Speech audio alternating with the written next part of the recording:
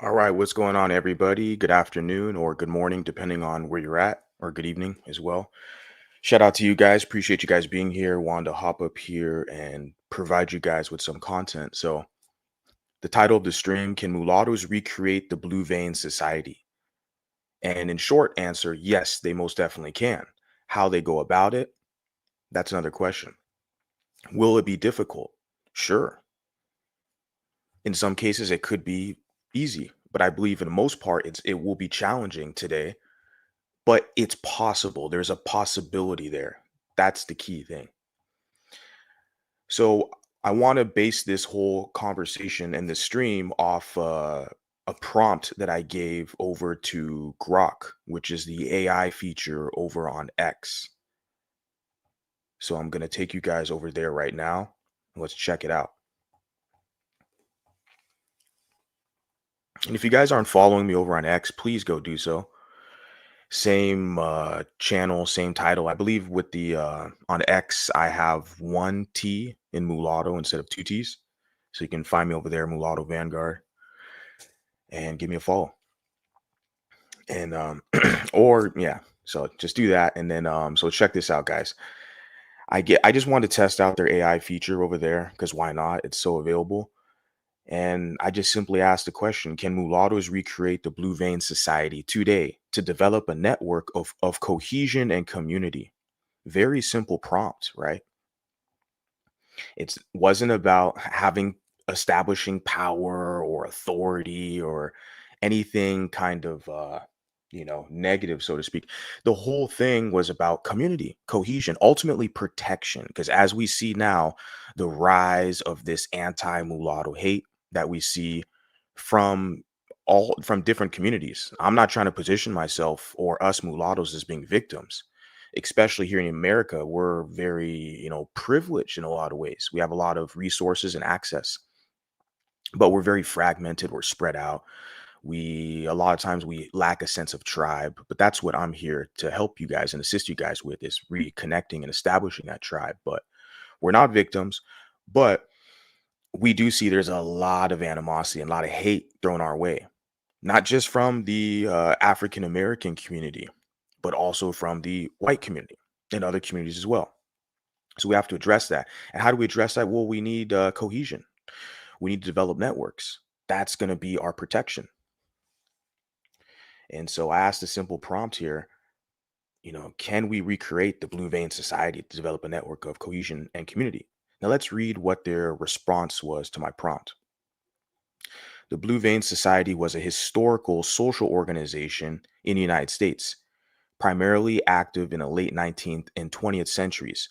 It was composed of light-skinned African Americans, often of mixed race heritage, sometimes referred to as mulattoes in historical context, who were said to have skin light enough that their blue veins were visible. Yeah, my blue veins are visible, and a lot of you guys are, right? Because we're not black. And yeah, a marker of their proximity to whiteness. See, the way that I'm going to get into the whole text, but the way that they're already right away, that's a strike because they're basically constructing this response to my prompt as if we're just a subgroup to blackness, where he's saying it was composed of light skinned African Americans, often of mixed race heritage, sometimes referred to as mulattoes, and talking about a marker of proximity to whiteness. No, we're just our own group, our own category. They want to demonize you for your ability to get resources and your ability to navigate society, be more versatile and palatable, and the mutability. Like, they want to make that as a negative. And the way they frame it as proximity to whiteness, see, that just irks pro black intersectionality, feminist, LGBT, leftist rhetoric when they mention that proximity to whiteness. That's all it is. Like, they want to keep you attached to the underclass so that you could be their subordinate, so they can use you. Once they see you, we can say, quote unquote, leveling up or getting resources and navigating society, then they're going to try to pull you back down. That's what this irks. Let's get into the rest of this. The group emerged during a time of intense racial segregation and colorism within and outside the Black communities. Well, aren't we still in a time where you have all these like media pages are crying, colorism, right? And then also, I just saw recently some of the Democrats, they're talking about Trump wants to, reinstitute segregation, racial segregation. So it's like, isn't that kind of still a thing? They have like, I heard like places like uh, Milwaukee, Wisconsin's one of the most segregated cities in America, but I've heard that about Boston as well. Like even in like I know in places like in Florida, like Miami or whatever, they have like isn't there like segregated neighborhoods? The Latinos are in this part of town, the whites are on this part. Like they still have that shit around the country, in the world for that matter. But they're acting like this is a pastime phenomenon during a time of intense racial segregation, right? Okay. They're basically trying to downplay it and say, well, you don't need your own community, mulattoes. You don't need your own community. You just need to take a shitty position being the punching bag of somebody else. And I'm the guy, I'm the bad guy, I guess, because I'm sitting here laughing like, fuck all that shit. You don't have any dominion or influence over here. No. And I'm not the only guy. I mean, a lot of these mulattoes, they're waking up and smelling the coffee, right? And it's only a matter of time. The group emerged, right? Okay, aiming to create a network of cohesion, mutual support, and sometimes elitism amongst its members. They calling it elitism. No, that's called like there's a chain of command. There's a hierarchy. Like, but they're framing it as elitism. And this is where it gets into the colorism thing. They use that colorism argument to pull you back in to serve as a subordinate for other people's agendas. The whole thing is they want to strip away the idea and concept of mulatto. They want to destroy your identity. That's why your identity is attacked all over the place. We talk about with the mulatto peppers and how they're trying to rename it, or they already did rename it in a lot of retailers here in the United States, but elsewhere it's branded differently. But yeah, like the Mulatto Mountain and even in cinema and the historical, I said that in my video, like you can read some text like in the Mulatto Bend community back in the Louisiana area, where you look at some of these academic texts, they're framing it as free people of color. We're like, what? You're talking about mulattoes. Either they want to destroy your sense of identity. They don't want you to build something. And that's why they use with this elitism. Right? They think they're trying to condition you to think it's normal to feel sorry for people who like punch you in the face and spit on you. That's it. They want you to feel sorry for people who attack you. I don't get it. Like, see, I wasn't raised around those people in that circumstance, so I was never conditioned that way. So I just look at this, the semantics here. It's like this is really interesting. Its legacy is complex, viewed by some as a means to upliftment, and by others as reinforcing divisive color hierarchies. Divisive color hierarchies, yeah. Only for you guys. See, every other community and society, they can have parameters established, and that's okay, right? And see what now we see there's like reverse colorism where there's dark skin supremacy. We have dark skinned Kendrick Lamar. They're using him as their proxy to represent dark skinned males with his light skin, mixed race baby mama, not wife, baby mama. That's critically important. So they're using that dynamic and saying that's the standard in Black America. Right. But then at the Super Bowl where Kendrick performed and he was dissing Drake, the light-skinned mulatto man, and then Patrick Mahomes lost, they're talking shit about light-skinned tears, light-skinned men are weak, and the biracials with white moms, they took an L. And we're sitting here like, okay, like this is the game you guys play, so we match that energy. And then they turn around with this academic jargon talking about reinforcing divisive color hierarchies. Like you can go on the internet and there's all this shit about light skin stuff. Now, I'm not an authority on the light skin African American stuff. I would say go over check out Light Skin History's channel. Shout out to him because he's from the Black community. So he's been dealing with the whole colorism stuff with the Black community for years, right? I'm not from the Black community. I don't identify as African American. And so my take on it's going to be slightly different because I'm basically an outsider looking in, providing my observation and analysis. But this whole colorism hierarchy stuff, see, on the internet, they can hate on you, all these memes and shit talking crap. It's just jokes, right? But when you do it to them, they want to talk about elitism, colorism hierarchies. We're like, who's putting a battery in their back? Okay. These Caucasian liberals on the left who are encouraging this pro LGBT, pro dark skin supremacy, which is anti hetero mulatto man. Who's calling this out? Who's talking about this? This is clear when we see that. Like these people are encouraged and promoted by academics to try to maneuver you as a subordinate. I'm like, the men aren't going to go along with this shit. Not over here, they're not. Your question, whether, quote, mulattoes could recreate such a society today, invites speculation about modern social dynamics, identity, and community building. Let's break it down. In bold title, historical context and modern feasibility. The Blue Vein Society existed in a specific socio-historical moment post-Reconstruction America under Jim Crow laws where racial segregation was rigid and colorism was a stark social force. It's still that way today. See, they're trying to deny that the colorism, it's not still a thing today, but it's just now like a lot they've been able to feed in and break white America down with white guilt. So a lot of white America feels guilty.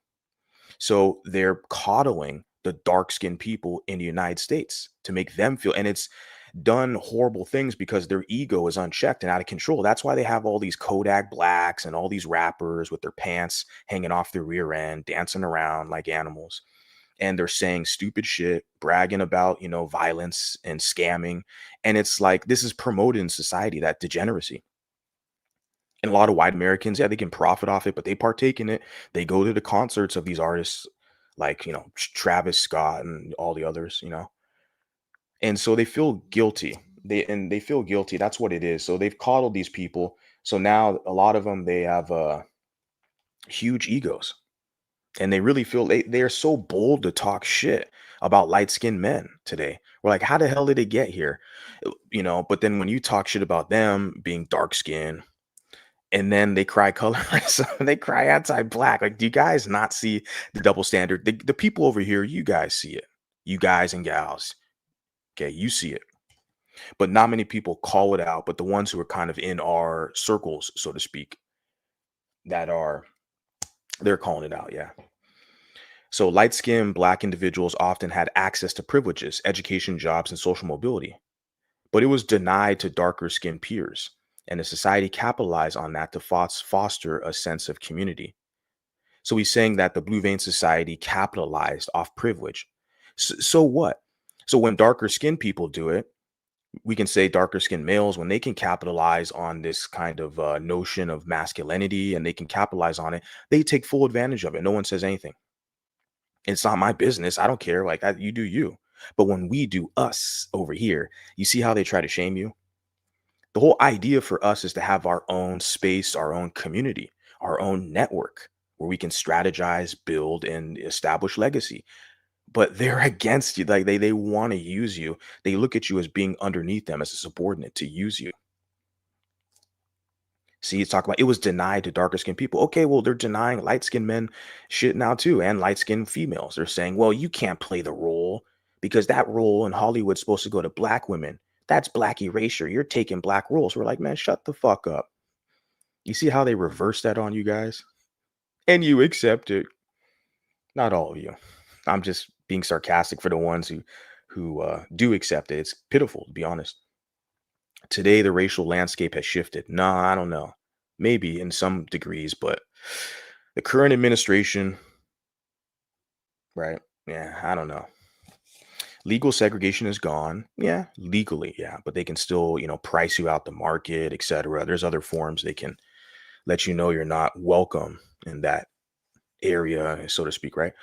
Though systemic inequalities persist, exactly. And colorism remains a documented issue within many communities. Yeah, so it remains an issue. So I don't know. They said earlier that it was of the past. So what I'm saying is with these prompts and AI, they're not all accurate. You can utilize them for your advantage, but I wanted to hop up here and talk about this and provide some commentary, get your guys' insight as well. I'll drop the link in a bit to have you guys jump up here, provide some if you want to provide some commentary because this is interesting. Like a simple prompt and they gave me this whole response and I'm sitting there like, yeah, they think you're supposed to serve these people. It's not happening. I'm telling you, the younger people, the generations coming up, especially the men that have some balls, like they're not serving blacks over here. This is not what we're doing. Sorry, guys. Like you can, you got to support like the debt's owed. We've been helping you, lifting you up, got you out of slavery, helped you with all the civil rights laws, fought for every battle and war. Like we have identified with you, helped you out. Okay, now you owe us now. You owe us. You don't want to pay? Good. Have a good day. Go over there. But don't stand behind white massa and cry when we're building our own shit. Like if you think it's going to be effective, yeah, okay. You're only going to create more of us. More of us are going to start to develop some courage. Okay, mixed race identity is also more visible and celebrated with 10.2% of US population identifying as multiracial in the 2020 census, up from 3.4% in 2000. Yeah, and these numbers are going up. That 10%, those numbers are going up. Okay. Could a modern equivalent emerge? Possibly. People still form groups based on shared identity. Here we are today. Experiences. Here we are today. Or goals. This is what we need to establish. What is the common objective and goal? Protection, community, ultimately. A sense of tribe, having dignity. It doesn't matter where you are in the workplace or in school, wherever you go. Like having a sense of identity and pride, knowing that you have a network, you can contact somebody and they can support you. Have a support group. I think it's colloquially known as that support group. That's essentially like the goal. You guys need your own spaces. You need your own networks because if you look around you all over social media, these larger pages, larger platforms, like they're dominating the discussion as far as mulatto identity. People who are not even mulatto are commenting on us, trying to like give a psychoanalysis and dissect us. And no, no, no. They've had a voice speaking about us for far too long. We have voices and we're going to make sure people hear it. So think professional networks, cultural organizations, or even online communities. Exactly. That's what we're doing. A new blue vein society could theoretically unite mixed race individuals or those with light skin privilege. You guys see that? That's what I'm saying. Like, and I read this, I'm like, I don't exactly know how these prompts are generated behind like what's AI, but they do have some interesting characters that work behind these programs. And of course, they have a jet like they don't want you to be your own group. They want to maintain you as a subordinate class because they know that they have the African American group captured essentially. So they don't want you breaking away doing your own thing because then they're going to have to develop a whole new strategy to try to get you back. Their strategy now is to deny you as a mulatto and just throw you in the whole black category and you're light skinned black. A lot of us now, you see, we're rejecting that. Nope. Do I have light skin privilege? Sure. I'm going to use all the privilege I got. The hell? Light skin privilege. Where did that come from? Is that such a thing? Where's the privilege? Like with who? With what group? Because you're only light skin amongst dark skins. That's what I tried to tell people last time in my other stream. Like, white people don't say I'm light skinned. Latinos, maybe some could say I'm like lighter skin than them, but a lot of it's bizarre. This light skin concept, this is a black American phenomenon. Mulattoes are only light skin amongst blacks, the dark skins. So when it says light skin and they attach it to privilege, that's a pro dark skin Afrocentric angle. And they want to gaslight and shame you, maneuver you to do their bidding and to serve them. When it's the other way around, like they got to pay you. That's why they got to support you somehow. This idea, you've already done your work helping them out. Now it's time for them to help you. If they don't want to, have a good day. You don't have to. I'm just going to be over here doing my own thing. That's it. And a lot of you guys will basically support because you guys know what's up. to address common challenges like navigating racial identity in a polarized world, or to build economic and social capital. Platforms like X already show informal networks forming around identity. Hashtags like mixed race or hashtag light skin connect people discussing these topics. Challenges and critiques. Recreating it today would face hurdles. First, the term mulatto is outdated and often considered offensive. Now, where's that source coming from? The term, I'm going to go into this after I'm done with this prompt. Just you type it. Actually, I'll do it now that I'm talking about it. Let me finish this paragraph. First, the term mulatto is outdated and often considered offensive. But to who? Modern identifiers like mixed race or biracial are more common, and it doesn't mean anything. It's innocuous, it's too ambiguous, it's up for interpretation. Mixed race could be of any configuration. Same thing with biracial. And that when you tell people I'm mulatto, they're like, why don't you use biracial? You know, biracial is a nicer word, right? And these are not even biracials. Most of the time are saying that. So clearly these other people, they have an agenda to keep you a subordinate. And then I tell them, or no, what they say is well, oh yeah, I'm biracial. Well, there's other different types of biracial.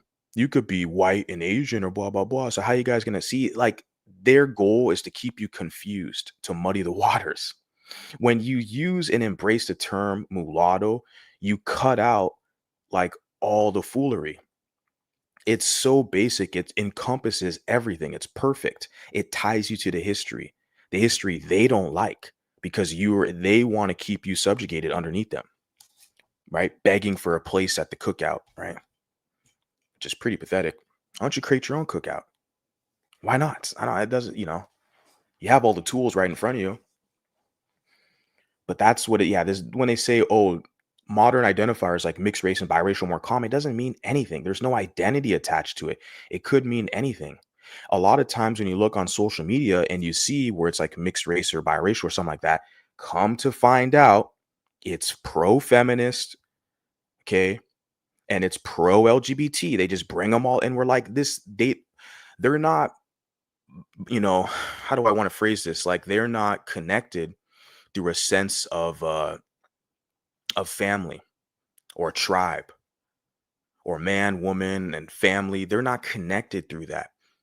They're connected through some other crap. I mean, that's what I'm not saying all of the networks or platforms like that use biracial or mixed. I'm not saying that, but I'm saying I do see the presence of that with a lot of larger page, mainly I'll say over on Facebook and Instagram. So the meta platforms, where they're like, I don't like the term mulatto, but they love the term mixed race. We're like, why? Because you look at it like their networks and who they're connecting with and stuff. You're like, well, they have all these other mixtures and stuff, but then they're like the main people behind these accounts, they're gay. Like, so they're pushing something that's gay. I don't know. There's other people who can articulate that more reasonable than me, but that's just my observation. With the whole mulatto thing, it's very simple. There's no room for ambiguity. So, second, colorism is a sensitive issue. Such a group might be seen as exclusionary or elitist, alienating darker skinned Black individuals and reigniting historical tensions. Reuniting historical tensions. I just gave you guys an example with the Super Bowl. They're saying that team light skin took an L. The biracials with white moms took an L. And it's all fun and jokes, right? But they're saying it's historical, but it's like still today we see in common commentary. And then even like you said in Hollywood, a representation. If a mulatto gets a role, playing a Black person, they whine and cry forever. But when it's the other way around, when a Black person takes a role of a mulatto, it's no problemo, right? So alienating people, but like they alienate you. Like the only mulattoes that they allow are the ones who are not great. See, they hate Drake because he's better than all of them. And I saw a video, shout out to the mulatto cat. He uploaded a couple videos today. I was checking him out, and he made a good point that I've made before as well. As far as like J. Cole, the reason why they're cool with J. Cole, because he'll never be number one. And he's a great MC. I like J. Cole's lyrical style. His flows are sick. I mean, he's a good rapper, but he doesn't have, I guess, the recognition. He doesn't have that many catchy songs to where like Drake just has so many hits. He's got so many collabs, so many hits. His songs are just good. He's a good artist. And he's not like the best rapper, but he's able to package his material, put it together in the way he collaborates with like the beats are popping, his hooks are popping. Like he's able to create that art and make it to where people can, tap their feet and dance to it. So yeah, let me just move on from that. Uh, X posts frequently highlighted debates about colorism and black spaces, with some users calling out perceived favoritism towards lighter skin in media and dating and media. Yeah, you see how this whole thing is they're taking the side of darker skinned people. That's why this prompt, this AI, to me, it's already kind of defunct in my opinion because there's bias. I don't know, like whoever established, you know, the intricacies that goes into AI. I'm not a computer science guy.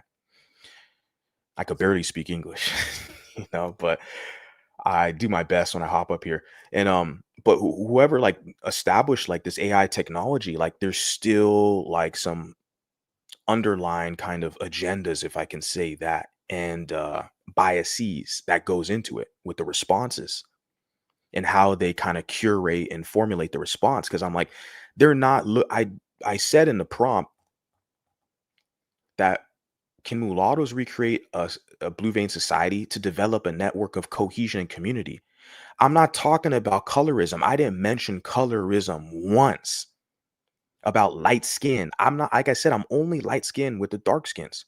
I said mulatto. This is about heritage, European and African, shared ancestry, someone who's biracial or couple generations down the line, I can say biracial, like a Zoe Kravitz, that type of situation. I didn't mention color at once. Or I mean, I just said today, can we recreate Blue Vein Society? And they're bringing all this colorism shit in here. Well, you're gonna exclude darker skinned people. It'll come off as elitism. You'll have light skin privilege. We're like, bro, this is not our problem. They're trying to still guilt trip you guys and make you guys like be indebted forever, to be perpetual subordinates, to feel sorry for it. Like, see, they've done that with a lot of white America. That's what I'm saying. I'm seeing with this white guilt. A lot of white people feel ashamed and sorry about like white history or American history, white history, right? American history, which, African Americans have history here, mulattoes have history here, a lot of other ethnic and racial groups, native peoples here, etc., Mexican people. We can go down the list. A lot of people have history in the United States, but they do, I see like with the media apparatus and academia, they exploit white guilt, we can say. And we see that now where it's like they're this pro dark skin shit and they're coddling them and it hasn't been doing good. They're only making the rising mulatto class stronger and strengthening us, which is good for us. That's why I'm here talking about it. But I'm pointing out where it's like this response to the prompt is so biased. It's ridiculous. We're just supposed to care about people being excluded. Like, but they can exclude you and say, man, you're not even black like that. You don't even fit. And it's like, what the fuck? They can exclude you. That's okay. But you want to do your own shit. And then, like, they're going to sit there and be like, you're excluding people. It's elitism. And it's like, man, the mental gymnastics they try to do to maneuver you. And they're even using this computer technology, the technocracy with all these platforms, shadow banning mulatto, demonizing the word. So let me go into what, I wanted to finish that. I will finish it, but let me go into what I wanted to bring up about the whole mulatto situation in just a term. Just straight up, you go into Google, and as you can see here, you type in mulatto. Okay. And the AI feature that they have on Google says mulatto is a historically used and now often considered offensive term referring to person of mixed African and European ancestry, but it can also refer to light brown color.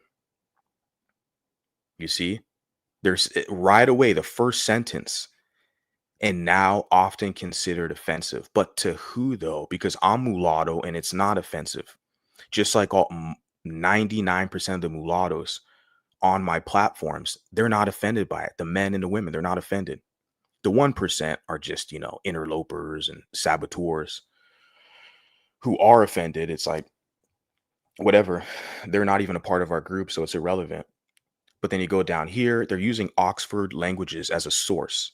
It says offensive and dated. This is what I'm referring to as like the technocracy. I can say that, where they're shadow banning the word mulatto. And it's deeper than just a word. It's destroying the idea of you guys, of us, not just you, but me included, us being a community, being a recognized group. They know you're rising in numbers. They want to destabilize you. But they'll have hospitals that perform sex changes. They'll go into all this stuff about transgenderism and have all these other philosophies. They're okay with that. But then they get support. Like the LGBT, they got a lot of money, a lot of donors, a lot of support. They have big networks and they can, you know, their wishes can be granted.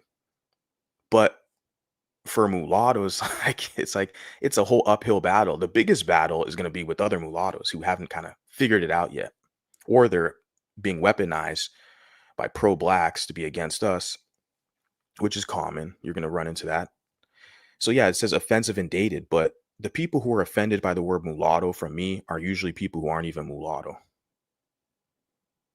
right? Why is the term mulatto considered offensive today? It says the word is now considered to be offensive. It was common to describe a person with both black and white ancestry as a mulatto during the period of slavery in the United States. Before United States was a country, we had mulattoes here on the census. Or the census collection wasn't until I think 1790, but they still had records of mulatto being used. I can say that.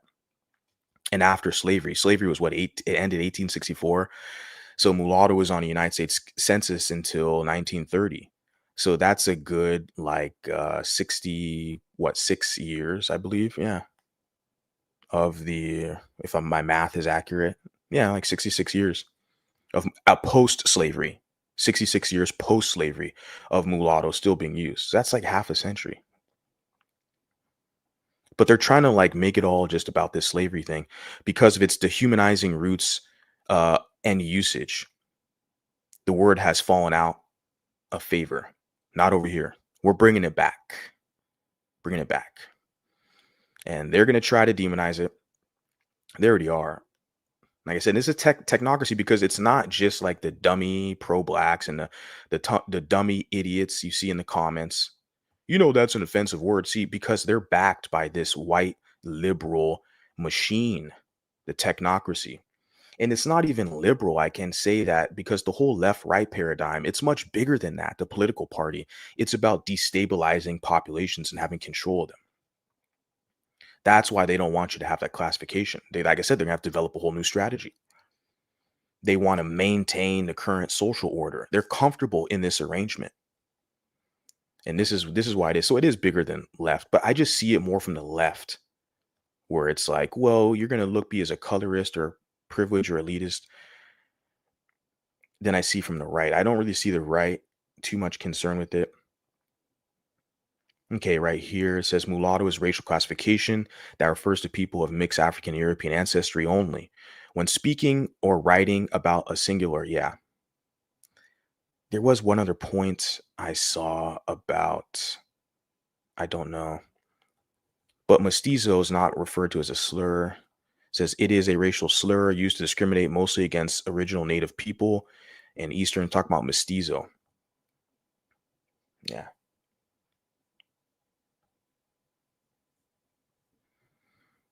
Offensive nature due to its historical use in racial classification, its association with the subjugation of people of color. The term mulatto is now widely considered offensive.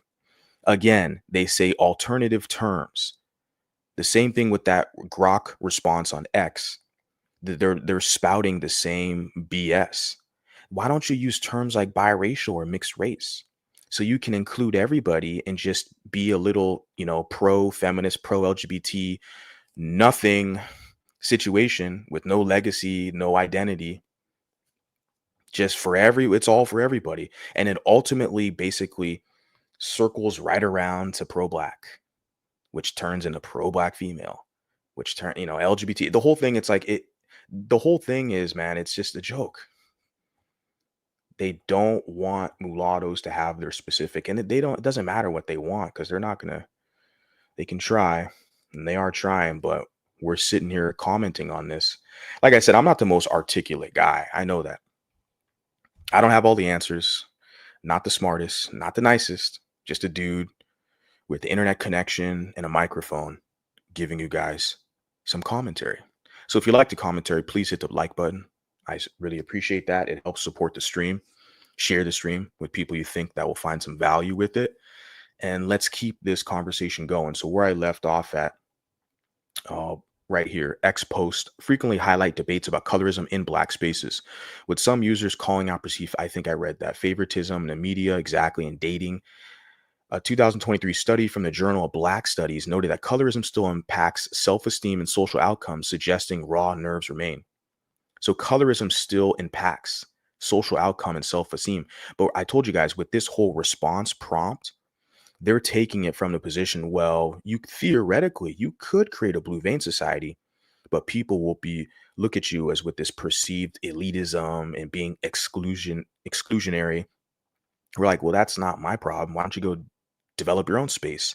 And they have their own spaces. They told you, mulattoes, they don't trust you because you working for the white man. Isn't that what they told you? The mulatto problem, right? Like with the white nationalists, they have the Mein Kampf book, which is their blueprint, right? That they use. And then with the black nationalists, they have the destruction of black civilization. That's their blueprint. So both groups, like they already have philosophies and they have, books and literature that they use to justify their reasoning and rhetoric. So, you mulattoes just got to do your own shit. It's very simple. But some of these AI prompts, you ask them and they're sitting there, well, darker skinned people are going to feel excluded. You don't want to do that. You got to make sure everybody feels good, and just you need to be the mule that you're supposed to be. It's like, yeah, we don't accept that over here. Okay. Third, the cohesion you mentioned might be harder to achieve now. The original society thrived in tight knit, localized communities.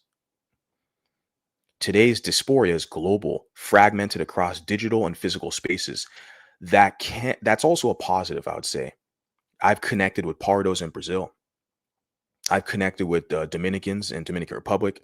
I have a South African gentleman in a chat, colored South African gentleman. Shout out to you, Elroy Swartz. I see your guys' comments. I got people all across the United States, and I got people in Europe. I got people in Canada. So, and in the Caribbean as well. So like, it's also there's more tools at our disposal now with the internet. I can connect with people around the globe. So other people are getting this information, this message is spreading. So it's actually very likely we can achieve something today. But back then, the localized communities, that was super beneficial, where people were held accountable more so for their actions. Where on the age of the internet, people can hide, they can be, troll accounts, sock puppet accounts, they can spread disinformation and sabotage and hide, right? Where back then, before the internet, people were more held accountable for their actions, right? Localized communities. So it could be more tight knit and more structured that way, because people couldn't just run away or delete their social media account and pretend like nothing happened, right? A network could form online, say a private X group or subreddit, but sustaining it with purpose beyond casual affinity would require clear goals, mutual aid, advocacy, or cultural preservation.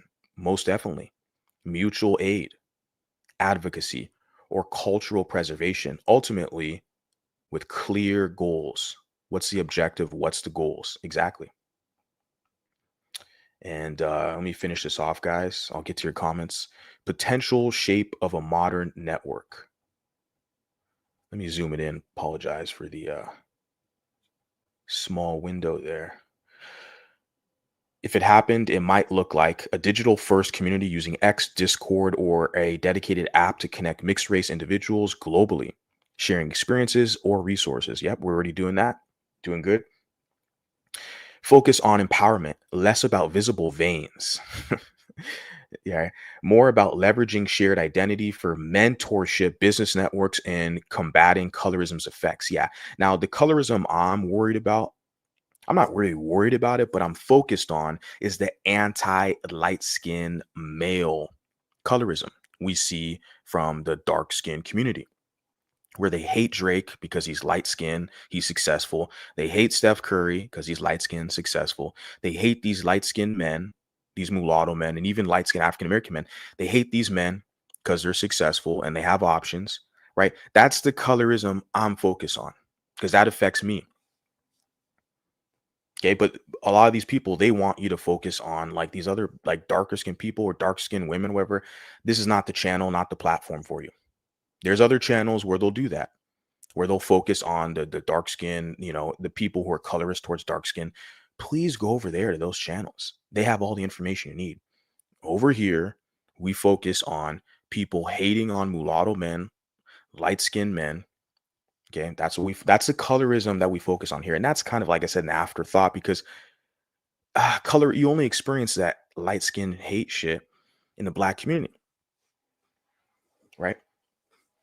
Really, and we see now with these other groups because it's the hip hop culture and rap culture, and it's all cool for them to like team up, think they're hip with the Kendrick crowd to talk shit on you. But yeah, once more and more of these men, these mulatto men, get on code and start speaking up, people are gonna have to readjust their strategy because they know we're waking up. They're waking us up, right? More and more of us are starting to realize what's up.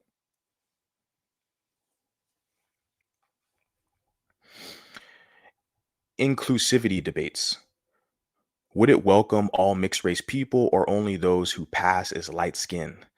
The original's exclusivity wouldn't fly unchallenged today. My take, yes, it's possible. Humans love organizing around identity, but it need a rebrand and a mission that resonates in 2025. A network for cohesion and community could work if it tackled real issues. Representation, mental health for mulattoes, yes. Exactly. Yeah. Real issues like employment, resources, education, mentorship is a big one. Exactly. Mental health and just general health in general with the bone marrow transplants and exactly. Without leaning into old hierarchies. X shows plenty of appetite for identity-based solidarities, search biracial voices, and you'll see people already craving this. But I'd have to navigate the minefield of modern racial politics carefully. Okay. Yeah, I wasn't too pleased with that response. I'll just say that. So, yeah, what are my thoughts on that? Let me give you some my brief thoughts on that. So, like I said, Blue Vein Society originally, from my understanding, is about community, a safe space, protection, and having a sense of community for shared experiences, network cohesion, a think tank, right? It's ultimately about protection and building a future with like-minded individuals who share your heritage experience. So, and like my basically rebuttal to that whole response is how they deny the mulatto identity and they reduce you to just being a light-skinned black person, basically denying your autonomy. It's a mulatto erasure where they're trying to put you in a position where you have to uplift darker skinned people, where you have to focus on colorism. Well, it's going to be challenging because you're going to make people feel excluded. There's challenges in everything in life. Everything's a challenge. That's part of life. But they try to downplay your challenge and discourage you. That's what it is. Dissuade you and discourage you, right? Because they want you in a position where they're comfortable being their subordinate. Hyper focus on colorism. And like I mentioned that with that whole prompt, where they're super focused on colorism. When my prompt, I said nothing about color. There's mulattoes who are darker skinned than me, like Giancarlo Esposito or what's the other cat? Lenny Kravitz and Jordan Peele. Like you have a lot of mulattoes who are darker than me, and a lot of us like so like the skin color variation is not the issue. We're talking about cultural and heritage component, and that's in my prompt. I said nothing about skin color, but the prompt, they made it all about skin color. And we're like, this is just like Afrocentric thinking within that AI prompt. So the hyper focus on colorism, right? Yeah. But they don't address the colorism, like I mentioned, that dark skinned black people give to light skinned mulatto males. I just talked about with the whole Super Bowl and Kendrick Lamar. They're calling him like Rick Ross, dark skinned guy, calling him a white boy, right? And they're calling him a colonizer. These are all anti mulatto language that they're spreading. They're saying he was raised in Canada by a white Canadian Jewish mom. Like that. That's all colorism. They're the ones bringing up color. And you see in how with the technocracy, how they embolden those philosophies. But it places mulattoes ultimately in an altruistic position to serve the interest of the majority darker skinned African Americans. So that's what the whole framing of that response, that the response to my prompt was, they want to place mulattoes in this altruistic position where, well, don't focus on dark skinned people, or don't focus on mulatto people, only focus on dark skinned people. Don't have them feel excluded, right? Don't come off as light skin privilege and colorist, and don't have your own interest. You're going to make people feel excluded. Well, I'm like, well, damn. Like if I exclude you, I mean, I'm sorry, I guess. Like, but there's other spaces for you. That's the whole point. Like with mulattoes, we're just craving our own space, and they don't want you to do that. They're like, no, come back, be our little punching bag. We're like, well, shit. There's other spots for you. I figured that out. I was before being a content creator, I was just audience member like everyone else. I was watching other channels. I was like, this channel is probably not for me. This channel's not for me. They sound they're anti-mulatto. They're hating on mulattoes just for no reason. I got to go somewhere else. Fuck that. So there's a bunch of channels I used to rock with, and I listen and I like their channels. But after a while, just the anti-mulatto male rhetoric, I was like, let me get out of here. And then eventually, there wasn't that many channels to go to. I started seeing the echo chambers within those like black spaces, and so I realized, well, shit, just got to create my own channel. I got to do my own thing now. And hopefully other people will create their own channels. We can develop our own stuff, our spaces, because yeah, nobody gives a damn when they exclude you. They're like, all right, that's cool. Let me go rock out. Let me go do my own thing. You can't do your own thing. You're a colorist. You're anti-black. You're a racist, right? You don't do your own thing. No. Yeah. So I got some other notes. This is basically, like I said, the technocracy. You see with how they're shadow banning the word mulatto, deeming it as offensive, only in English speaking nations like United States or Canada, perhaps, or maybe in the UK as well, or England. But like in Latin America, the word mulatto is widely used all over the place. It's Spanish word mulatto, so it's not deemed as offensive. But they're trying to trick you guys here in Anglo land, because the Anglos need you mulattoes to be a subordinate to the Bantus, because they have blacks where they want them. And they don't want you. They look at you as being more, you could be more competitive, and you're more likely to fight. History proves that. So they already have the African American group captured. So they want you to be maintained underneath them. They don't want you to do your own thing, because then it's like, okay, there's another problem they see. Does that make sense, guys? Okay. Yeah, hopefully. Let me see. Yeah, the hyper focus on colorism shows a bias against mulattoes, which is invalidating mulattoes, right? From our experiences and our autonomy. Ultimately, with that prompt, is they want to maneuver you to serve. Okay, Google shadow banning the word mulatto, which places stigma on you. The technocracy working overtime to destabilize mulattoes, right?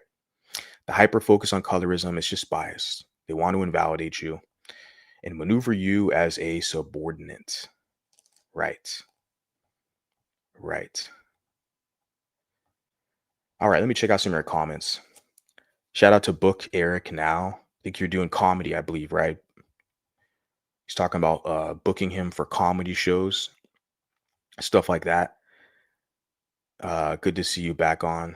I believe, yeah, you're doing comedy, I think, right? Stand-up comedy. I think I seen a social media post. So shout out to you.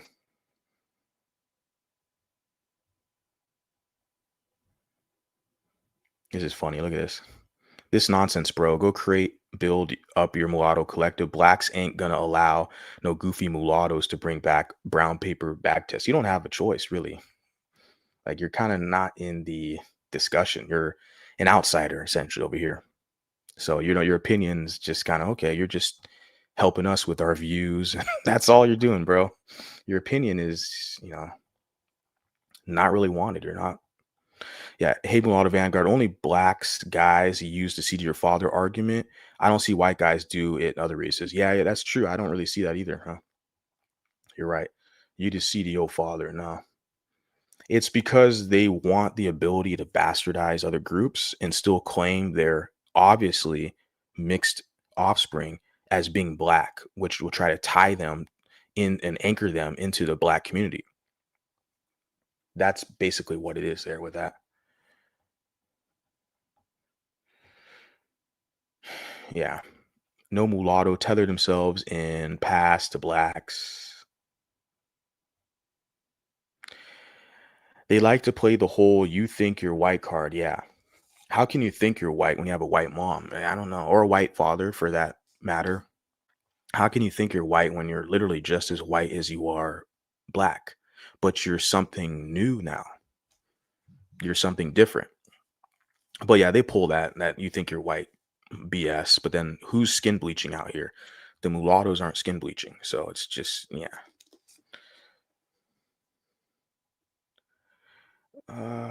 Let's see. I got this guy. I don't want to read any more of his comments because it's not you on the screen, Royal Rush, some other guy in the chat.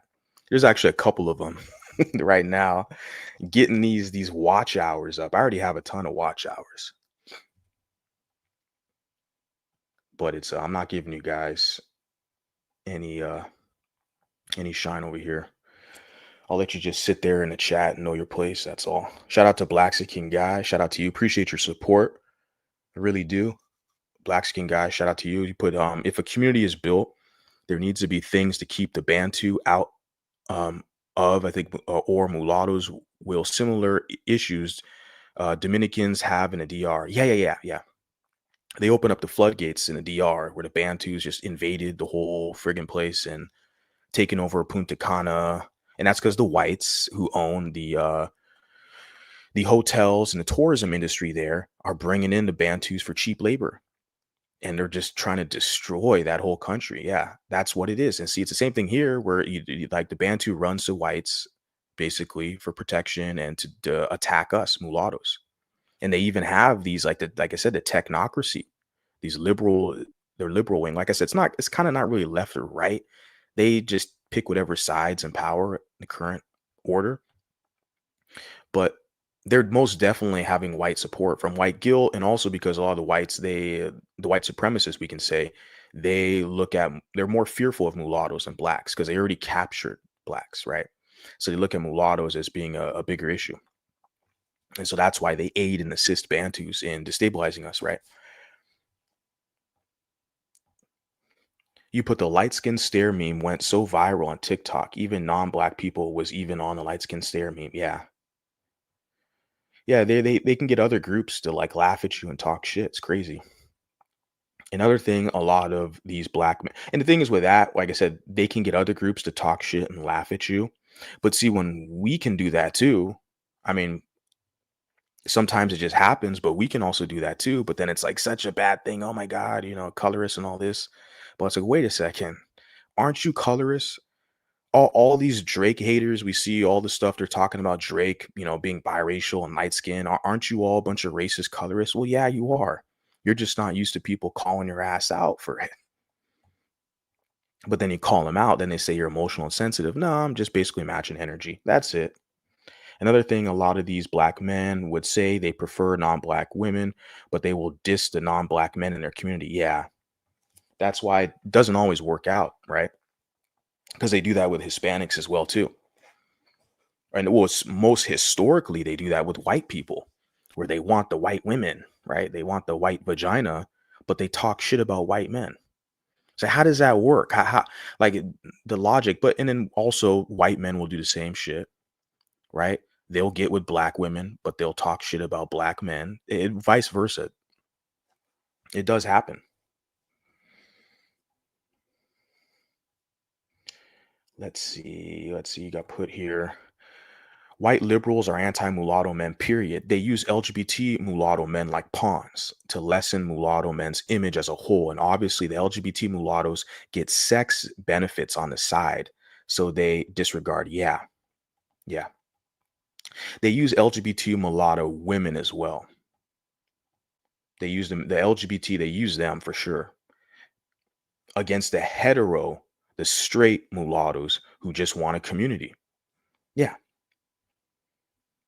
And that's why they use the whole mixed race versus biracial, or they use mixed race and biracial versus mulatto, because they feel like mulatto's too exclusive and they don't like that. That's why they're against the whole concept of mulatto. And they'll lie and talk about slavery and oppression and all this BS. But no, it's because they use mixed race because they want to include everybody to have more numbers so it can be an even larger LGBT club. That's it. That's all it is. Not all, but lots from what I've seen couldn't care less.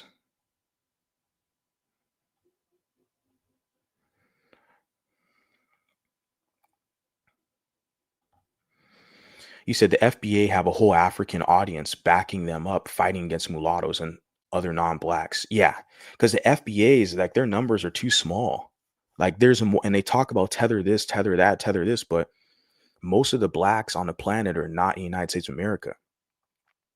So, like, all these Nigerians, they got a gigantic population in Nigeria of black people who have access to the internet and all this stuff. So, like, yeah, more blacks outside of America. And it's like, but that FBA, that little fringe group of online, people who are like, but yeah, their audience is a lot of, they're Africans.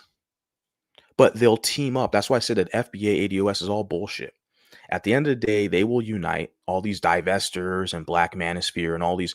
They're all going to unite and be pro Kendrick, pro dark skin, anti mulatto man. All the evidence suggests that. And they'll destabilize you by using the same gender war tactics that in their community they'll use it on you, where they'll uplift the mulatto female, right? Right.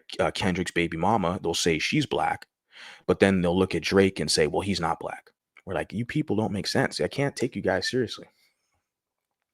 But they want to put a wedge between the men and the women for that purpose of destabilizing the group. Most of these pro-blacks like Tariq Nasheed have a whole black female. Yeah, Dr. Umar as well. Dr. Umar Johnson has a female. Even remember that guy, Nature Boy? Didn't he have a lot of females he had as like slaves and shit that were working for him or whatever? He had a lot of female support. Yeah, yeah. They did also wanted Jamie Foxx to play Bob Marley in a movie about his life. Yeah, Jamie Foxx is a good actor. I like Jamie Foxx. He's a good actor, so, and I don't think we complain like if it's a black guy that plays a mulatto character. A lot of us, we don't complain, right? When it's the other way around, then we see the large voices, they cry and complain, right? And that's a hypocrisy we're pointing out.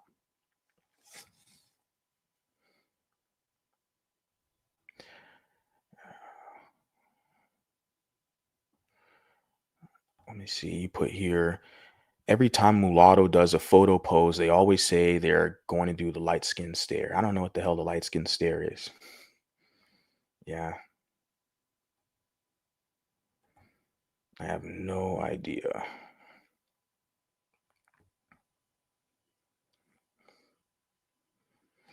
So the AI is not biased, it's just trained off of data that has it been presented. Interesting. Okay. I just have to give a better prompt. Get a prompt. But yeah, based off the data that's presented, because they're framing it all around colorism. I didn't mention color at all. Yeah, all the non-black TikTokers, not all of them, but a large portion, and even what's his name, black skin guy in the chat, he knows that as well. There's a guy, it's a Mexican guy. I forgot his name. I don't remember his name, but black skin guy knows what I'm talking about. Yeah, his whole platform is all black people. And all this Mexican guy does is talk shit about like Dominican people, like Latinos, and he calls them colorist and stuff and anti-black. That's all the guy does. And he's pandering to black people because they are a large market on social media users. So if you can use it to your advantage to sell products to them, so be it. There's biracial people who do that, you know? Like they were talking shit about black people like a couple years ago. Now they rebranded their whole platform. Now they're like pro black female, and you can sell them shit. I mean, yeah, you use that market. You have the numbers there. You can make money off. I guess it's a grift, a hustle, but so a lot of social media because yeah, because they're a big, there's a lot of numbers they have. You can get them watching your shit. It's like I got people who are hate watchers. Like they watch my stuff and they put dumb comments like I care. It's like, okay, just as long as you know your place. Like this isn't the spot for you. I don't get it. Like there's other channels who will kiss your butt and tell you you're special. But over here we will hold you accountable. I'm not saying you particularly the guy that was in the chat, whatever. I don't know you, but like some of the commentary I see on social media where it's like, what? Anti-mulatto man. Yeah. Um,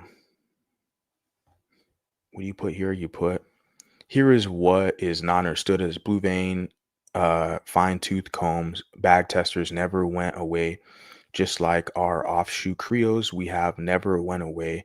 We have always known that we are not black. Yeah.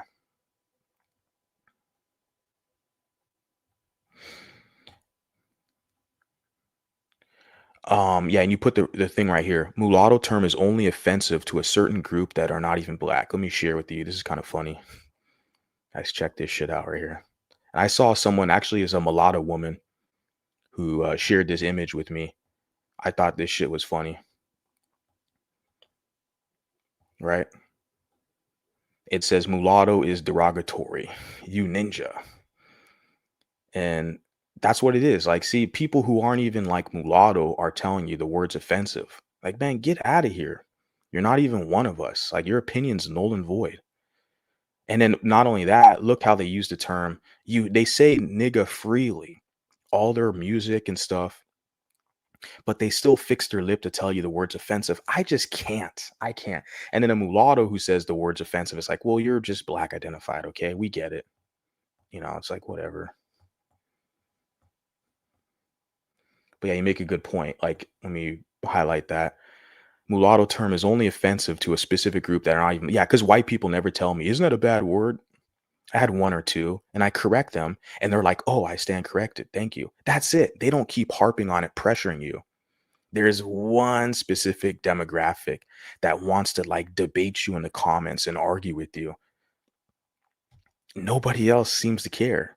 It's like, oh, I thought it was offensive. Oh, never mind. I guess it's not. Like it's that easy. But yeah, people who aren't even us are offended by it, which is pretty pathetic. And then again, you put right here, they don't have a problem with segregation. They have a problem when they don't have access to certain groups. Exactly. For example, they want access to white women, Latino women. You make a great point. They're not against segregation. What they're against is when you cut off access to them. Now, when you see black males who try to troll me or in their comments, what they're upset about is that with my social media, I'm attracting a lot of mulatto women. They realize that they have a safe space. They have a space where they're pedestalized, they're uplifted and promoted. And so and when they hear me, they listen to me, a lot of the women, they're going to be inspired, encouraged. That's why they share my stuff. And then a lot of black males, they feel like they're losing access. That's why they're upset. But you're right. They're for segregation because on these universities, they have like commencement speeches, on the graduation speeches, they have specific like black graduations. That's weird, right? Even at a white school, like a predominantly white school, they call PWI, predominantly white institution, where most of the students are white, most of the faculty is white. And you have like a small population of black students, they will still have like a little special colored graduation ceremony. Like, isn't that segregation? And they're cool with that. They're cool with that, right? But yeah, See, they want to be able to have their own safe spaces to be protected and preserved. They don't want the mulatto in there because you an agent, you working for the white man. I'm like, man, I'm doing my own shit. Okay. That's it. I don't care. Yeah, they're mad that you're cutting off access. They literally come up in here trying to sabotage you, thinking they own shit. Like, nah, we're just cutting off access. This ain't nah, this ain't your spot, bro. They are afraid of losing access to mulattoes when mulattoes have their own community. Exactly. That's you just said it exactly. Yeah. When they see this community development, cohesion, the tribes being established, we're comparing notes, building networks, we're supporting each other. They see that and they're right. They're afraid they're going to lose access. That's ultimately what it is. Um, Shout out to you, South African colored man, Elroy Swartz. And you said it is nighttime on my side. Oh, yeah. Yep. Shout out to you. Yeah, I'm doing a kind of early morning, or not early morning, afternoon situation right now before I head to the gym.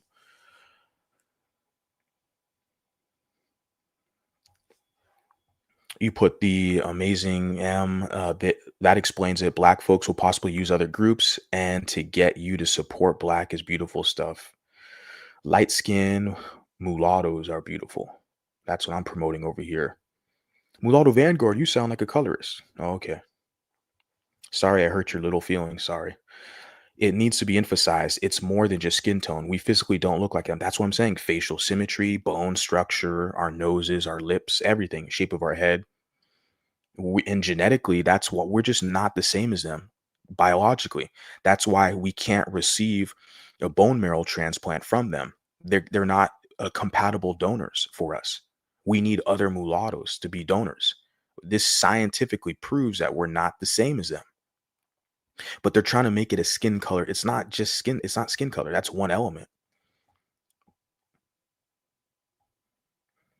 And they will call you a white worshiper. Yeah, I don't know how. When I specifically cater to mulattoes, like that's what the whole branding, my whole vision was having a spot, a space where mulattoes have a voice. We have a sense of community. We can compare notes. We can help each other, mentorship, resources, etc. Have a support group. That's the whole point. Like I'm not catering to white people. They already have their own stuff. What the hell am I gonna do? Like I'm not gonna be like a dancing monkey entertaining them. That's other people's jobs. That's not I'm not selling them that. I'm not trying to entertain them. Agreed, we do not look like them in any way, carry ourselves like them, nor fear like they do, nor are we the world's victims, as they so proudly claim. I recently created a TikTok account. I can't believe how many battles to try to protect the identity of mixed people I have had to fight on the app. It can kind of get like I don't upload that much on TikTok because they censor the hell out of mulattoes more than any of the other apps. So it's a very pro-black, pro-gay app, TikTok, and they're kind of anti-white. I can say that publicly in a lot of cases. And so with that app, I don't upload that much because it's well, it's just a backup. That's just to connect with people. I've connected with a lot of Dominicans on it, so I'm thankful for utilizing the app because I met a lot of Dominican people. But there's just so many other apps you can use, right? And so the TikTok, yeah, but the TikTok, I feel like it's kind of worse in a way because it's more biased. It favors them in a sense. Yeah. You, let me see what else we got here. I'll drop the link. I think, yeah. And this is what it is. Like you said, Anglo Saxons don't want a new competitive group to arise. Exactly. That's all it is, right? That's all it is when you break it down. And that's what I know.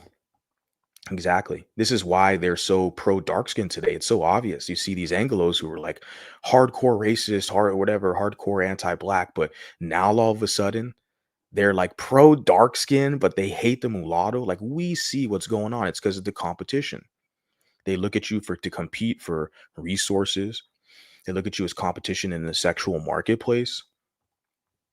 This is what it ultimately is. And they see all these mulattoes rising to prominence in not only pop culture, but science, academia, military, and politics.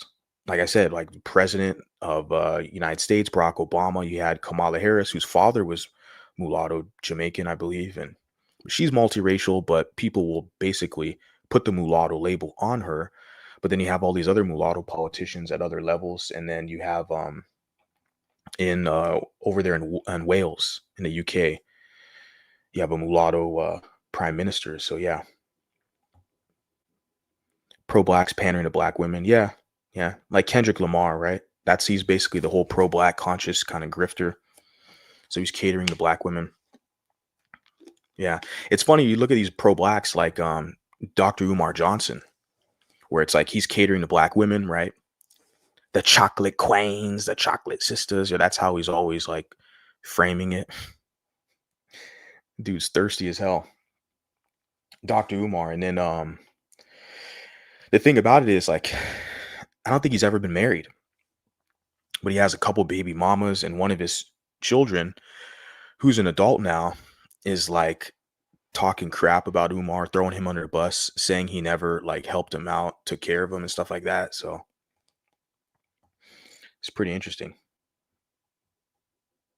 What's up, bro?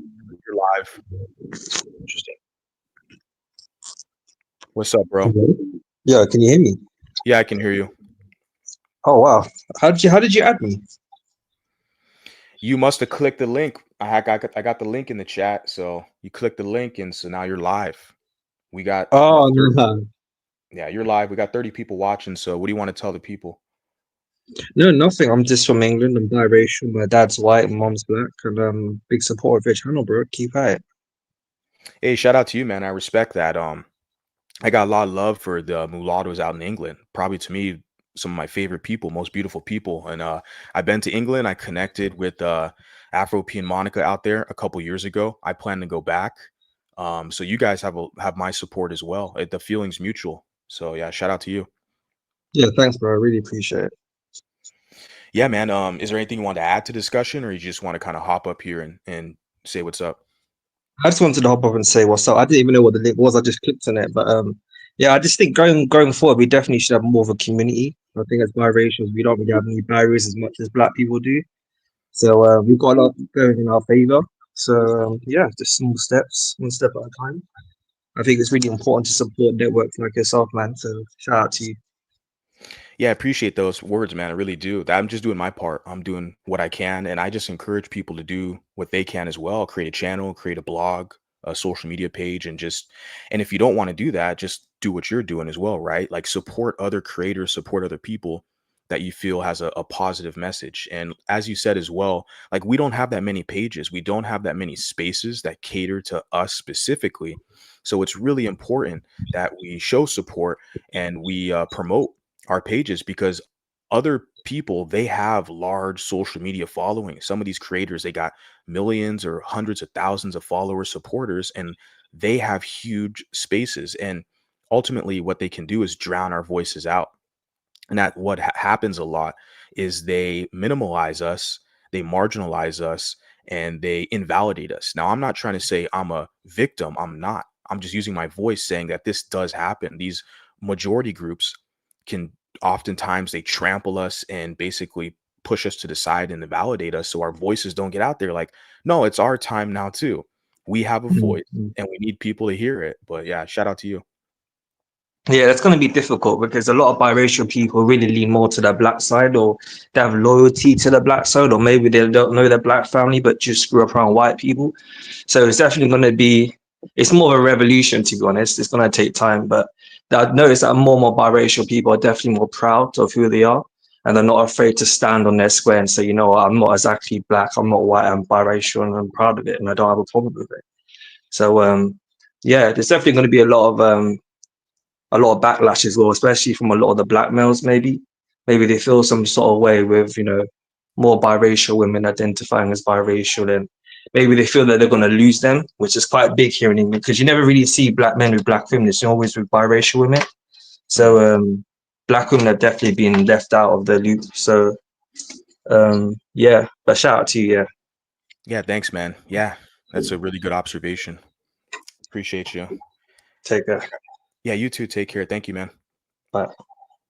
I see Blaxican guy in the background or the what do you call the I see you in the back, but I'm unable to add you because it says your device is not. Oh, there you go. What's up? Can you hear me? Yeah, I can hear you. You're good. Okay, what's up, Mulatto Vanguard? Hey, what's up, man? I mentioned a shout out to you. Appreciate you for your support as well. And I mentioned earlier, like several minutes ago, about this guy. I think his name's Ricardo. He's on TikTok and he panders to a black African American primarily audience, but he talks shit about like other Latinos. He'll throw Dominicans under the bus, like, and call them colorist. But his whole audience is like black, bro. We're like, doesn't that like, isn't that kind of funny? Yeah, Like, he's a I've did a panderer. few. Yeah, I've did a few. I guess interviews or I don't know how you would word it, but conversations with him. He's uploaded to his Facebook, but yeah, yeah, I brought that up to him. Like these people, I told him the Dominicans don't look like black people. The ones that they go up to the most is the mixed ones. They never press actual black people in the Dominican Republic to identify as black. They always target the women. Yeah, Everyone sees it. The Dominican men see it. The Dominican women see it. Everyone sees what the Bantus are doing. yeah. It's obvious. Just like the gentleman who was on the panel that's from the UK, he mentioned too, what it is a lot of times they fear that they're going to lose access to the females, right? And that's why you see guys like Phil Advice Show. It's funny, I was running, jogging to the gym the other day, and I popped up in my head. I thought about this, like Phil Advice Show. I did a couple streams where it's like he talked about this Dominican woman saying she's Dominican and not black, but he targeted her. Remember, he targeted the South African colored woman, Tyla, for You identifying as know, colored. it. And he's If you, married. go ahead. Oh, I'm sorry. I just wanted to finish off by saying, but he's married to a Mexican woman, but he's pro dark skin and he tries to gaslight mixed women around the planet, whether it's Tyla or Dominican women or Creole women. He did a video on a Creole woman. He tries to gaslight these mixed women for not identifying as black, yet he's married to a non-black. It just shows you the hypocrisy and how they look at women as an easy target, so they target the women in their identity to try, but go ahead. Yeah, I was gonna say if you notice, whenever any even on the internet, all the black men that complain about Dominicans not identifying as black, they always use a woman. 100% of the time. It's not even South African colors. They always use women. They always are attacking women and uploading pictures of them and saying that they're brainwashed. They never press. They never go up to press men. I've never had a black man press me in the real world or any of that, but I have seen it happen in the real world with the women. Yeah, it's because they look at the women as an easier target, and that's my speculation. That's why they're heavy on trying to like police their identity. Yeah, I've noticed that like, a lot of the women cave easier to things than men. Men are gonna stand on what they believe in for the most part. Women are gonna like not all women, but it's easy to get that. It's easier to punk a woman than a man on And what they believe in. it's Not to easy. be. Yeah, it depends on the type of person. I think it all individually depends on, because there's a lot of weak men who can be maneuvered, right? And and basically kind of, yeah, they can be maneuvered and manipulated. So it really depends, because a lot of my supporters are mulatto women who are like super like proud to be mulatto or biracial, and like, and they share a lot of information. Like, I have a pretty good network, so a lot of these women, they're not being fooled, like, and they like will talk shit behind the scenes about some black people who try to one drop us. Like, there's a lot of women that I in the DMs, like, we're clowning, goofing, and talking shit about some of these people we see on social media who try so hard to like, interlope in mulatto spaces and just gaslight mulattoes to identify with them. It's laughable. But a shout out to Flowers. Yep. I don't know if you notice this. Whenever light skinned people are dating, they always make the reference of brother and sister, trying to make it seem like it's It's basically weird. incest. Yeah. That's their I don't know, creepy. like Yeah, that's their creepy pathology creeping in. Yeah, they project a lot of their own pathologies onto us. That's what Because that is. I know Phil Advice show with that Creole woman. He was trying to push that she was an inbred. Like if you really understood the undertones, and then you go into the comments of that, they were all trying to paint them all as a bunch of inbreds.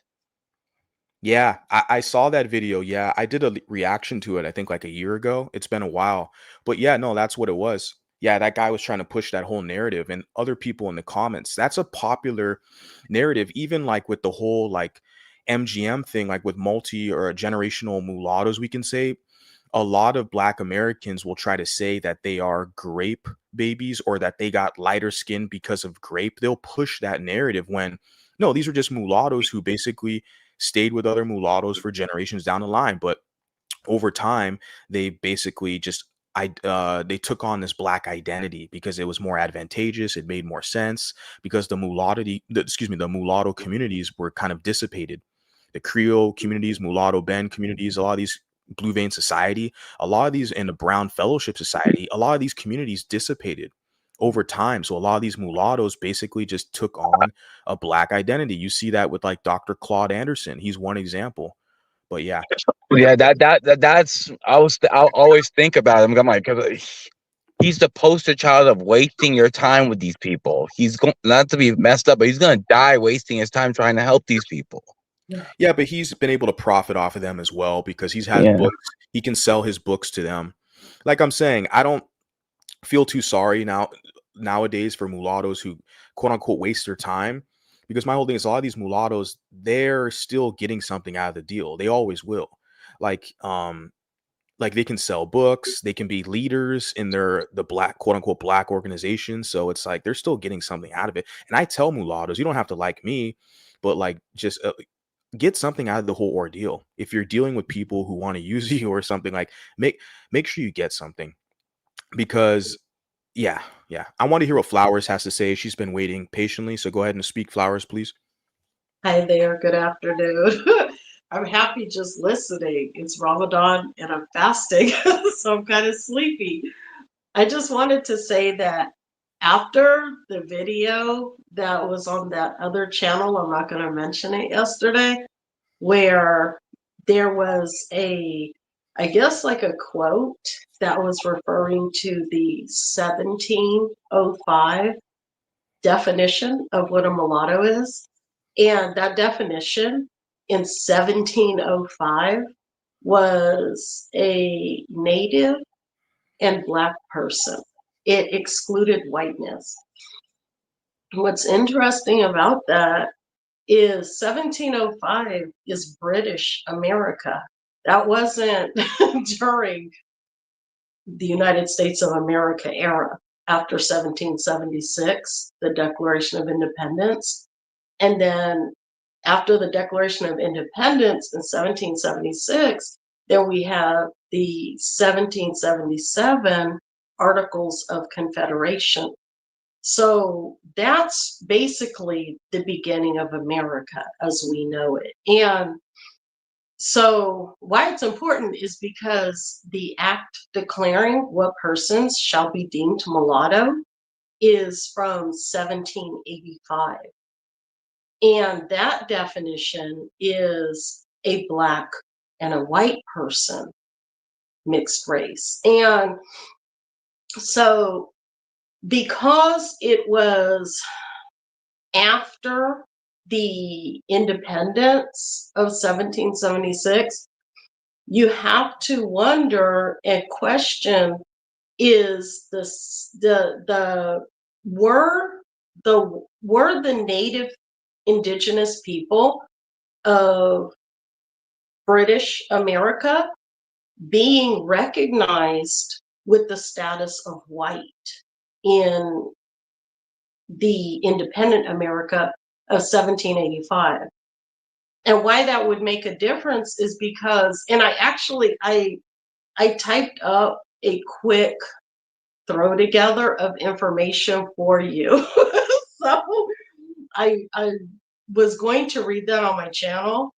It's probably just super boring.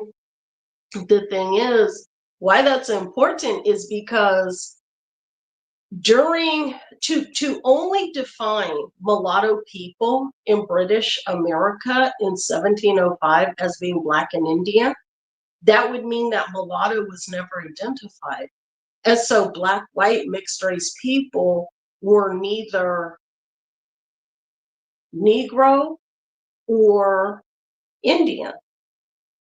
They weren't mulatto. So they would only have been like white colored people or white tan people or tan white people or just different shades and variations of whiteness.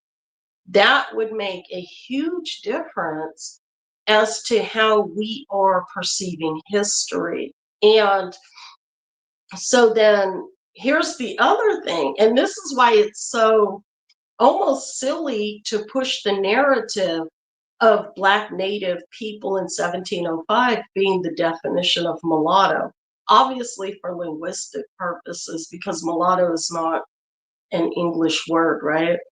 However, when you think about, okay, why did it go from Black Indian in 1705 to Black and white in 1785? And if the Indian population was being recognized as white in 1785, that would mean that all white people have a right to claim being indigenous, because all indigenous people would have had the right to have the white status in 1785. So my point is, when people are excluding us, especially in my situation, because my father is Black Native and my mother is absolutely Caucasian. So the only difference that it would make for me is, according to the British America definition of mulatto in 1705, I would just be identified as a white Caucasian European mulatto mix. Whereas, and then would be probably free because partus sequitur ventrum, having been born from the womb of a white woman. Whereas to identify with the free independent America of 1785, in the act declaring what person shall be deemed mulatto, I would just be identified as a complete mulatto. So it's like, so many people, they have like this ideology going on right now, where they're like pushing this agenda of a 1705 definition that mulatto people were not white and Black, they were actually native and Black. The only thing that's doing is it's allowing for white people to say, okay, we're indigenous too, like the Indian population of 1785. With that, Flowers, I seen a lot of that with the kind of, pretendian arguments, like the people who were like, we was indigenous and shit, like I see that with that crowd where they're saying, well, we were never slaves. You just don't know your true history. There were no slave ships. We are the real indigenous. Like that's a lot of that I see where they're trying to talk about the whole mulatto category and stuff. Yeah, it's very interesting. Like, yeah, you're going to get caught up in those like circular arguments with those type of people because and you mentioned this the other day too, where you see there's a lot of progression going on with mulatto identity, the consciousness growing. So there's a lot of people who are trying to crowbar their way into this, where they're basically trying to make it to where a light-skinned Black person, right, is like they're trying to say they're mulatto now. It's like, well, no, like there's a difference. There's a difference. And but I see that there's people trying to crowbar into this situation because I don't know, they want to identify as something other than Black, which I get it. They just have to do their own, try to set up their own situation. But the mulatto thing has been here for centuries. And we're just like reclaiming it, basically looking at the history, drawing inspiration from the history, and trying to develop something new that like, or that caters to us, because the Afrocentric stuff is not working out for us over here. And it's not because we didn't fit in You know, it's just because we weren't being authentically ourselves. It's just not normal for us. We weren't true to ourselves. So, because people will push that narrative, well, you just couldn't fit in with them. No, no, no. We all can be I fit leaders. in just fine. I I'm know. in the South. I'm okay. It's just In we fact, I'm okay where I'm at. There's, I'm a poor person, so my area is pretty rough. The thing is, I've been here since 2016.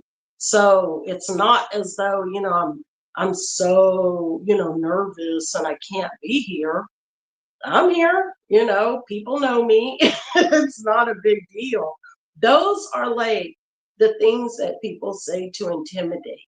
And that, it's kind of interesting because I really like, of course, I'm older, mashallah. My whole goal is to get mixed race, black, white, mixed people to a point in society where they can be safe to be themselves, and it's okay to be beautiful, it's okay to be pretty, and it's okay for the men to be handsome, it's okay to be strong, it's okay to be kind, it's okay to be balanced between black and white, and it's okay, and we don't have to lean towards one side or the other. And the reason that's so important is when I was growing up, I didn't really have that opportunity. And I realized when I was a mother, because I was a mother, I was married at 17 and I was a mother at 18. I was hyper vigilant. I was super protective of my children because I felt like, wow, they're actually very, they have the same complexion as me. They're very similar to me in phenotype. And I was really protective of them. And I homeschooled them and I hovered everywhere that they went, every activity. And I was realizing gradually I am actually guarding them from what I was not guarded from. And it was having to be a guardian from the black and the white.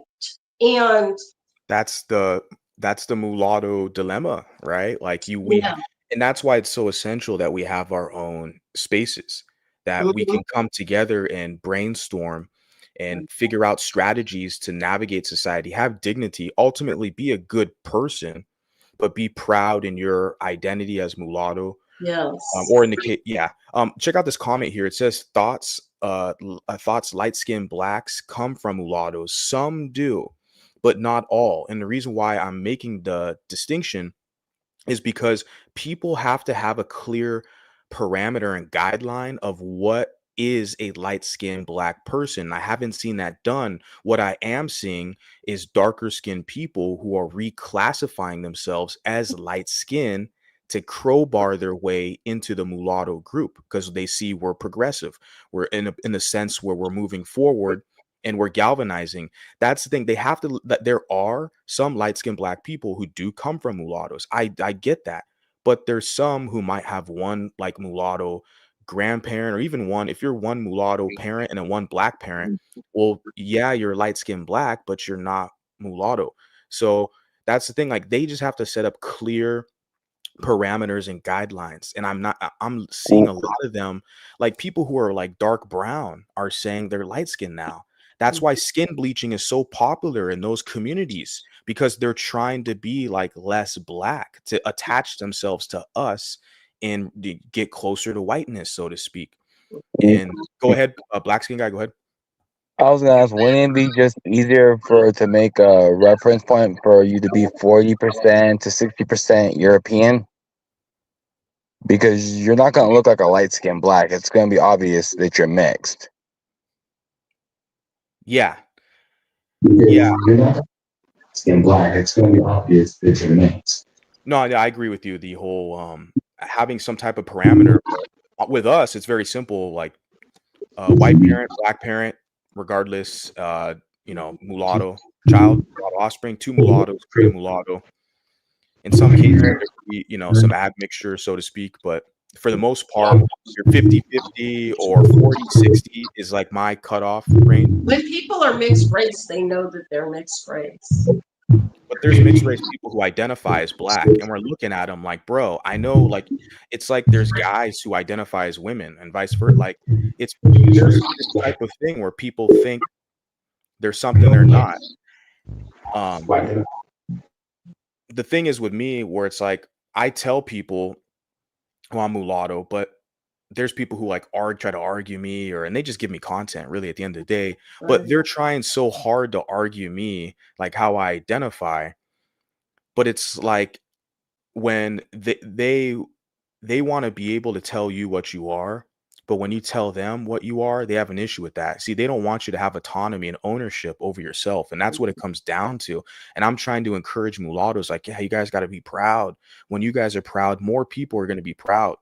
Then they start to see that we have spaces that are developing, they're going to grow, our voices are getting out there, is promulgating through social media. Even like on biracial awareness's page, he has prominent mulattoes who have like liked his post or followed him. I think the rapper, his name is he's like a quadroon guy. He's biracial. He identifies biracial, but he's more so like quadroon, looks more white. I forgot. I think his name's Logic. He liked one of his posts. Amber Rose liked one of his posts. Sage Steele followed his account. So you have a guy like that with like biracial awareness, like we need more of those high profile type mulattoes who are going to engage in this discussion. And it's just only going to grow from this point. Mulattoes who are going to engage in this discussion. I don't know if it's Wi-Fi something. There's like a lag there. Black skin guy, did you have anything you wanted to add on that? Yeah, I agree with a lot of your points. And yeah, there needs to be a separation, because if not, we're not going to be able to progress. They are not going to do anything for themselves. They want to just leech on. If they're not trying to attach themselves to mixed people, they're trying to attach themselves to natives or anything, but they don't want to do anything. Yeah, well, my whole position right now is I'm not anti anybody. I mean, I'm anti people who are anti me. I can say that. If you're against me, I'm not going to support you. And that's it. I'm a man. But like my whole platform, my position is not to like clown or mock or this specific demographic. We have our own autonomy and ownership of who we are here, and we're public with it and we're proud of it. And we're not going to allow people to try to sabotage us and try to invalidate our voices. Like those days are over, bro. Like I tell people, like, they still think they can try. They can't silence all of us. Like, no, those days are over. We have a voice now, and it's going to grow. But you're right. Like some people, they can't just fix their own situation. So they want to latch on to us and try to bring us down so they can feel better about themselves. I'm over it. Yeah. And So it doesn't make sense for us to be a part of their community whenever we bring up our own issues with them or anything like that. They want to silence us, so they want us to be up below them. No, I don't play that.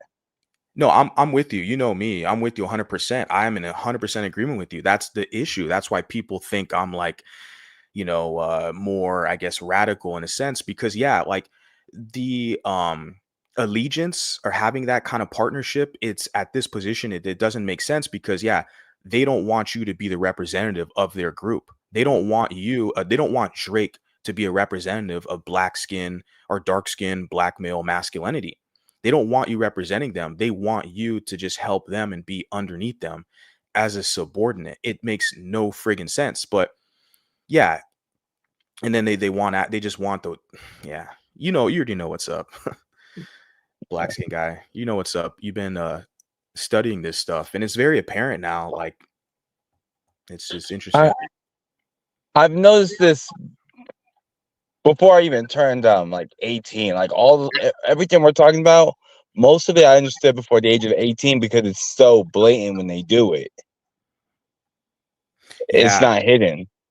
It's not hidden. They're very open with the anti-mulatto rhetoric, and even like I said, with the light skin jokes and stuff like that. which applies to mulattoes because we're lighter skin, but only in the black community.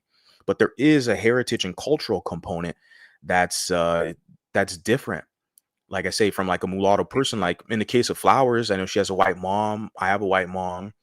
So it's like if we weren't raised in a black community, we're just different than like, Yeah, I didn't grow up light yeah, skin because in my family, I'm not light skinned. I'm actually the dark person in the family.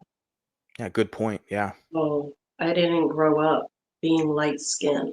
I just grew up being mixed. Like, you know, so that whole light skin label, it just does not, it doesn't mean anything to me. And especially like when you're around, 90%, 95% white people.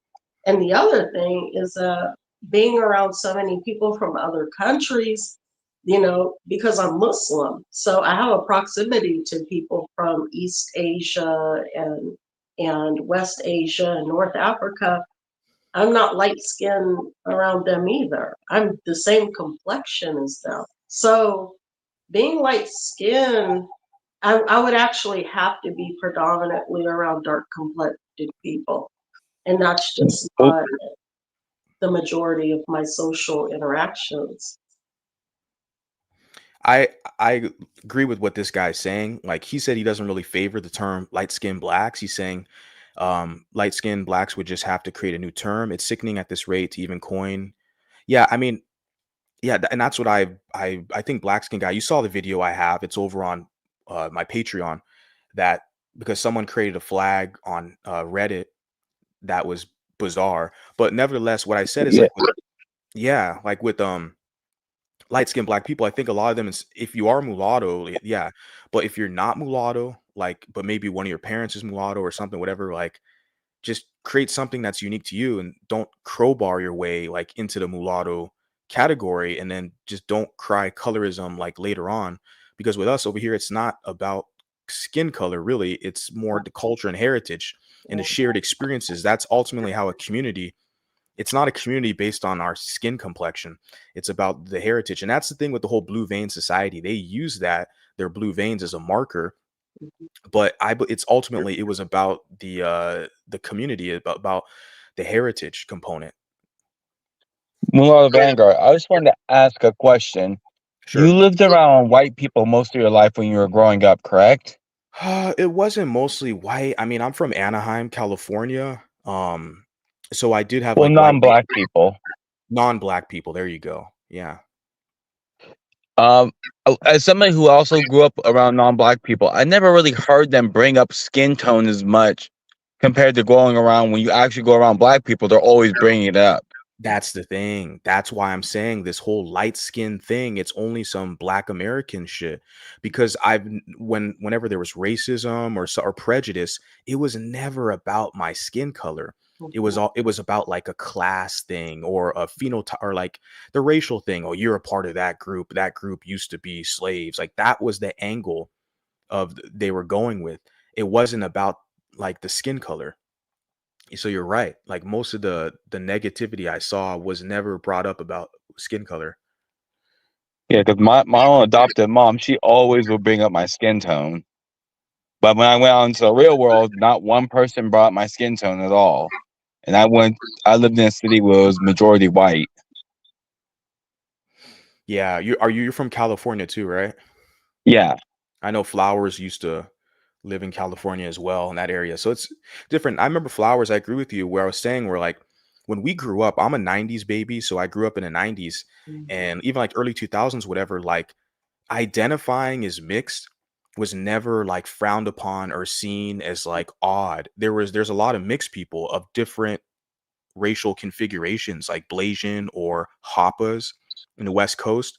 So it was never looked at as kind of being odd. But in the South, it's more demonized if you're a mulatto because of the racial binary nature, like between black and white, that power dynamic where they have enslaved black people.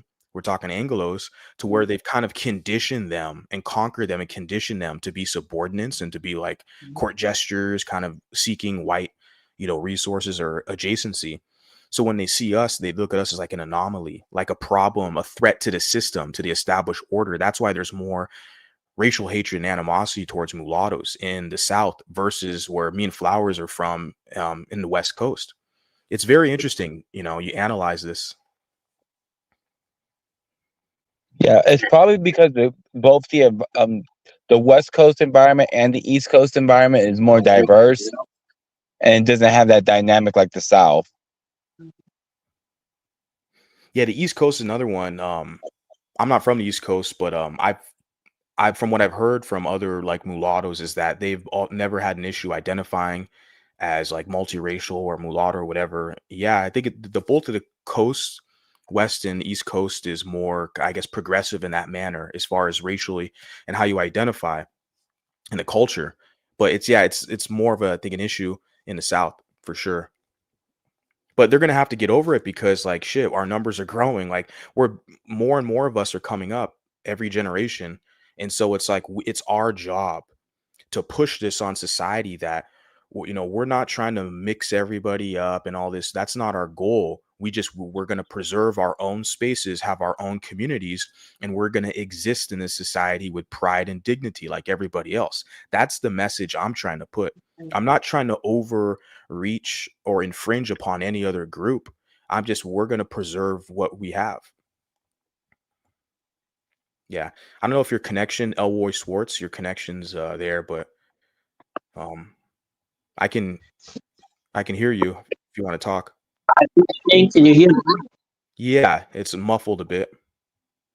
Oh, okay. Sorry about that, man. Good You're good. evening, everyone. Shout out to you. I'm Hey, thanks for joining the panel. not a problem. I'm glad to be part of the whole life again. I thank you, man, for always fighting the good fight. Like I said in the comments, I recently also joined TikTok, so I didn't actually realize that the battle was that hectic because there's a lot of attacks coming on that platform. So I had to do a lot of pushing back against the narratives that are being pushed that platform.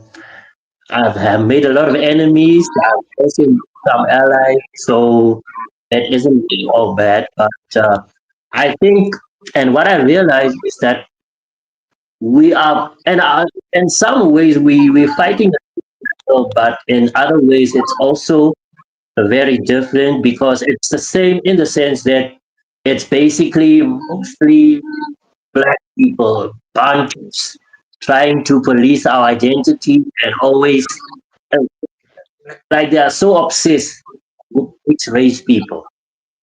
So for the most part, it's them. And on this side, it's not really white people. Because white people, they just minding their own business, doing their own thing. It's only a handful of black, right? But then it's different. The battle is different because they are trying to basically get us to self-identify as black. So they want us to do away with our own identity, identify as black. So they want us in the black box.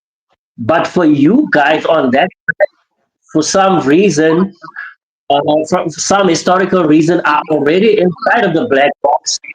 They want to keep you inside. So that is the difference that I can see in terms of the battle between us and you guys. So yeah, Yeah, you make an excellent point. It's very interesting, and this is something I want to explore more is the subtleties of that. And like you said, because yeah, the colored category has been recognized for years and it's beautiful. But yeah, they've been able to maneuver us with legislation. Flowers is definitely an authority as far as the, you know, the dates and the judicial information and legislation as it pertains to mulattoes. She's definitely an authority on all of that, and how they've maneuvered us into the black box by stigmatizing the word mulatto, taking off mulatto from the census. And yeah, like you said, now like they see that there's this emergence and growing of us when we're reclaiming our true identity, celebrating ourselves, but they're still trying to pull us back into their kind of crap bucket. And like you said, I don't see white people going over to any of my comment sections on any platforms trying to convince me I'm just black. They know the difference between mulattoes, and it's black people who are trying to tell me, well, when the white police pulls you over, they're going to see you as black. You just haven't got your wake up call yet. Like, it's pretty hilarious to witness, but Unless it's a black police officer. then they're going to let you know you're mulatto. Yeah, Right, exactly. right. That's the part they always leave out, is their hate for mulattoes. Yep. Yeah. Or they use a sundown town reference. Yeah, who the hell's driving through a sundown town? Like, Even white people don't go there. I know no one goes to those. They're like small towns. Like, yeah, it's And it's a also, scare. It's a scare tactics. They want to Why would scare anyone go mulattoes. through the hood in the dark? That Isn't would that be probably more dangerous. that's a sundown town for white people, right? If a white person goes to a black neighborhood at night, but they don't colloquially call it a sundown town, but wouldn't that be a sundown town in this racial climate? Like, with all this Black Lives Matter and anti-police and anti-white rhetoric, if it's a white person who's going through one of these black neighborhoods, like, see, but they don't push that same fear-mongering tactic about the whole sundown town. But like, there's still neighborhoods today where white people could be threatened in the United States if they go to a black part of town. Just look at all the rhetoric they push online, all the racism and anti-mulatto, anti-white mom rhetoric. Like, this is real stuff that people don't seem to highlight. Yeah. You know, I always found it weird. They'll talk about the white mom thing, but they'll have a black friend that's married to a white woman with a mixed kid, and it's mind-boggling to me when black men talk about the white mom thing, but your homie is married to a white woman and Right. he has a mixed kid.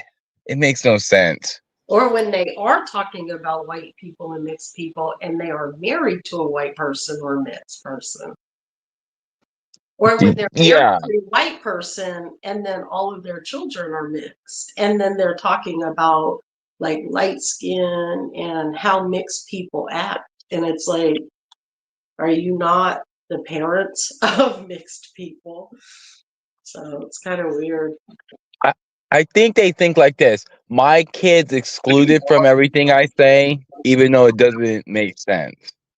That's not true, because all of us mixed people that are grown up that are identifying as mixed race or mulatto or multiracial, we all have monoracial parents, right?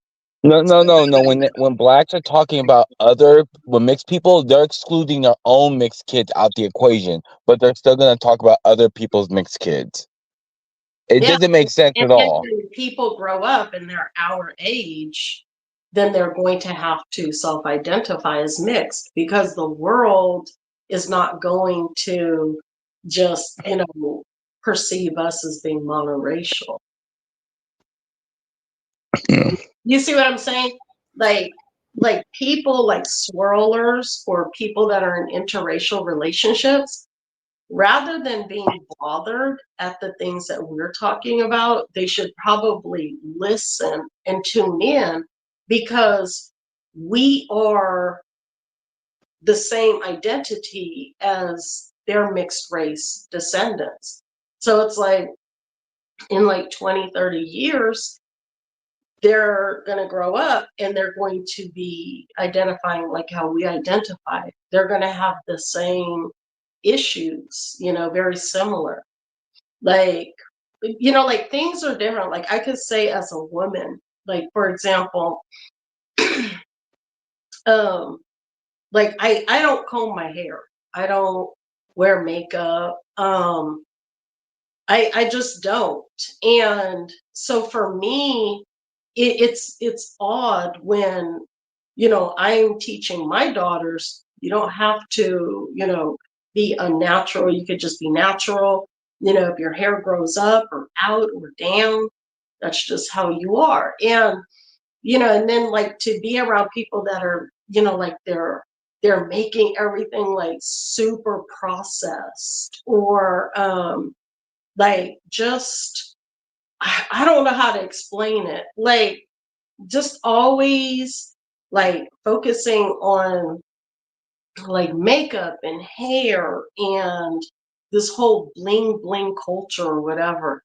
It's kind of weird. And I think that we naturally appreciate how we are because we're not necessarily trying to like fit in to a standard of what whiteness is, because we know innately that we're more than just being white, or we're not trying to fit into the standard of what blackness is, because we know innately that we're more than just black.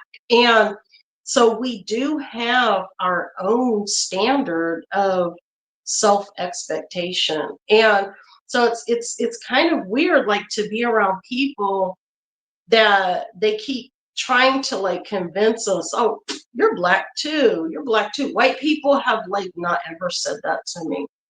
And just to have people say things like, well, you're black too, it that's an insult. Like, that's an To be insult. honest with you, if you told a white person that you're full black, they'll side eye you. Right, right, They're gonna be like, I have pictures. I seen what actual black people look like.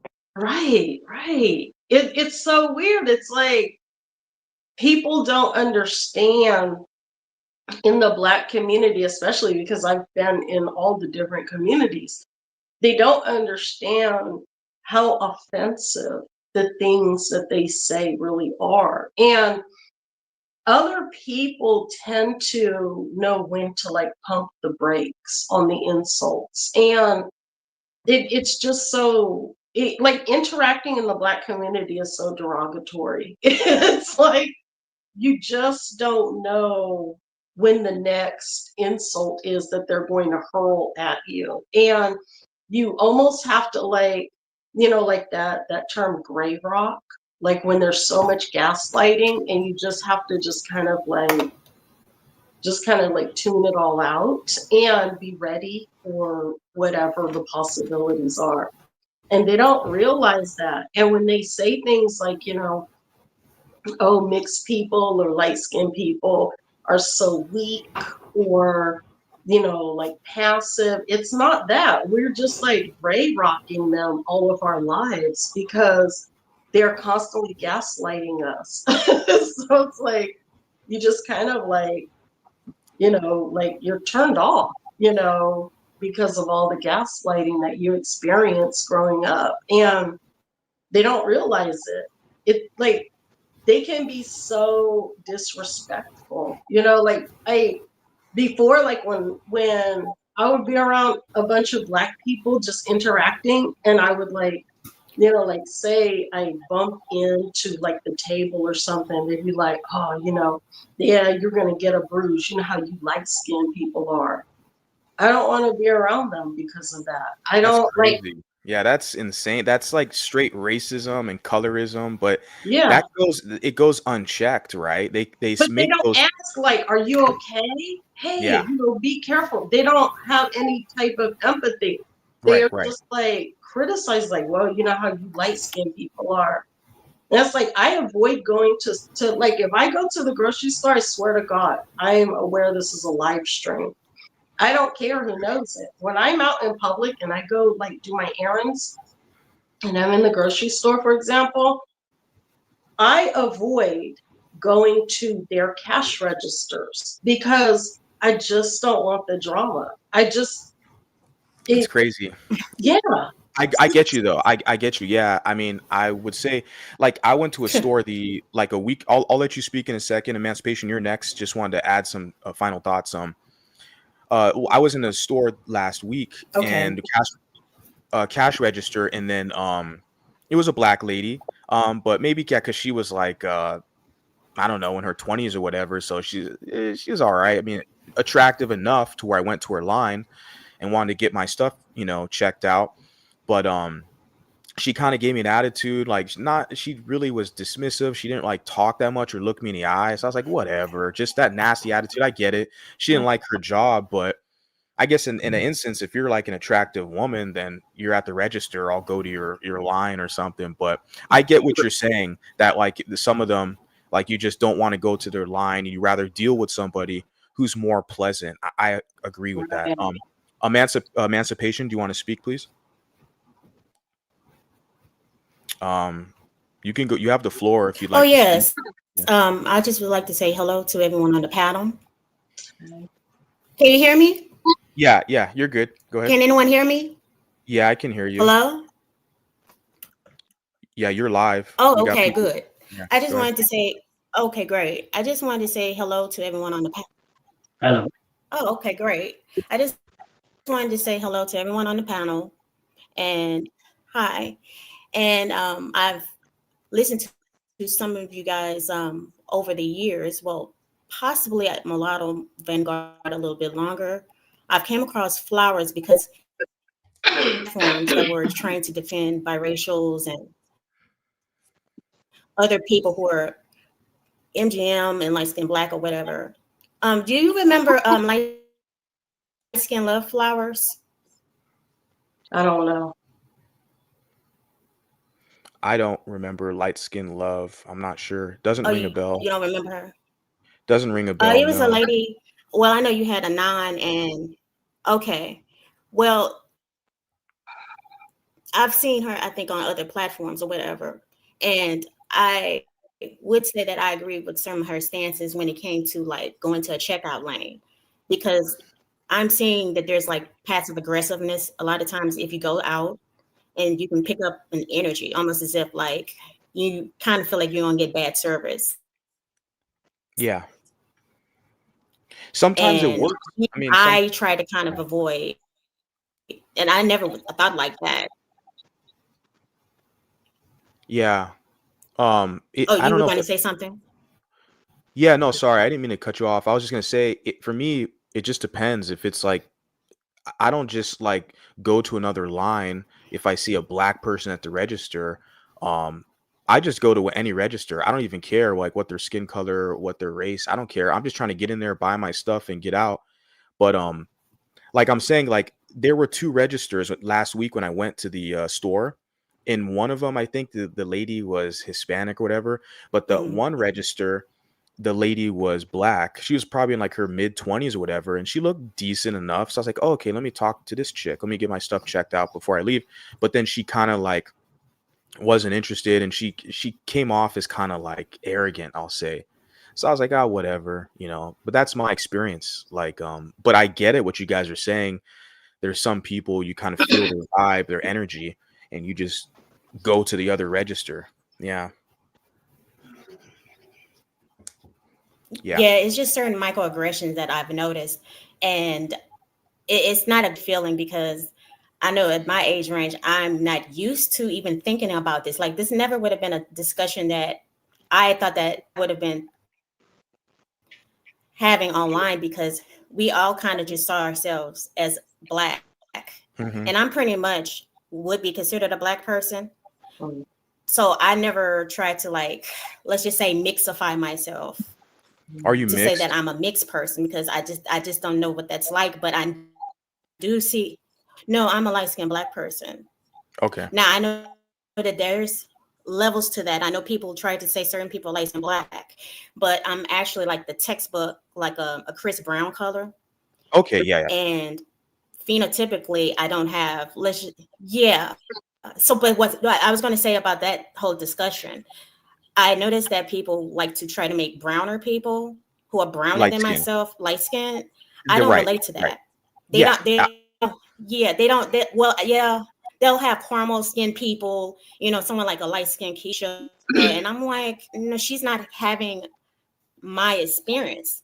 I may not be like a Chris Brown, but it's like there is an intersectionality where, let's just say, like a Raven Simone, where you're kind of like, okay, if I'm looking like that, and then you're also trying to say someone like a light skinned Keisha or like a Regina Hall, who's clearly like textbook caramel, and saying that they're all light skinned together, I have an issue.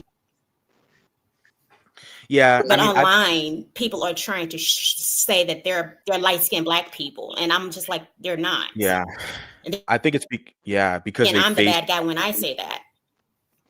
Oh, I'm the bad guy every day on YouTube. That's my whole thing. I'm the big bad wolf on YouTube. But the thing is, yeah, with the whole light skin thing, I don't really do light skin content because like I was saying, there's no like real parameter to measure. It's just all over the place. And I don't know, like mulatto is very specific and Mhm. distinct to identify even someone who's like Afro Latino, like a Dominican mulatto, or like Mhm. Blackticans. Like it's more obvious when you see us.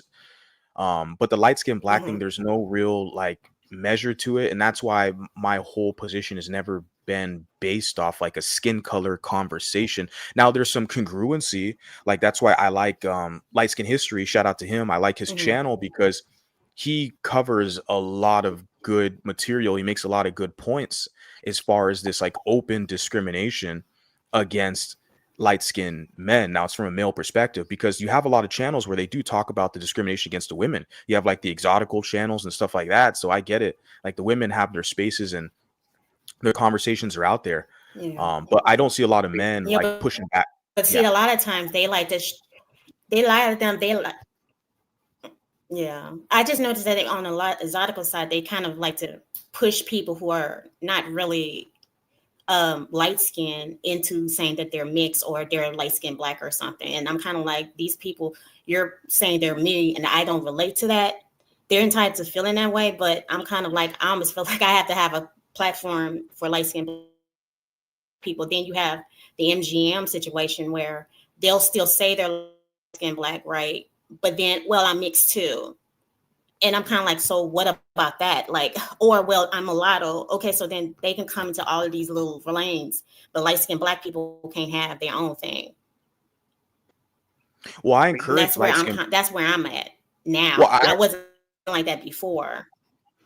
I encourage light skinned black people to create their own lane. I from the Hmm. start, from when I started, my whole thing was like, a lot of people tried to frame me as this big bad anti-black guy, but I was like, look, we just have to have respect people's differences and autonomy. Like I'm mulatto, and specifically, I'm like a mulatto voice, and it's a different experience than like a light skinned black person who's black identified or grew Hmm. up in a black community. But I've always encouraged, like they already have a lot of spaces. They just have to kind of fortify it, is what I'm seeing. For me, I definitely like Yeah, curate. because what's happening. Go ahead. Go ahead. Oh, it's just that what I noticed with the light skinned people who are saying they're light skinned black, they have this sort of one size fit all mentality. They're not even exclusive. And Yeah, I'm kind that's of the like, issue. well, here you are saying, and I'm not saying anything against like not having advocacy for other races and other categories, but it's kind of like, why is it that when it comes to light skinned black people, they always try to be inclusive, but others may say, well, no, this is just only for, mixed people, or like, I'm not saying there's anything wrong with what you're saying, but I'm saying like, I'm kind of seeing on the other side, it's almost like, no, well, we all mix.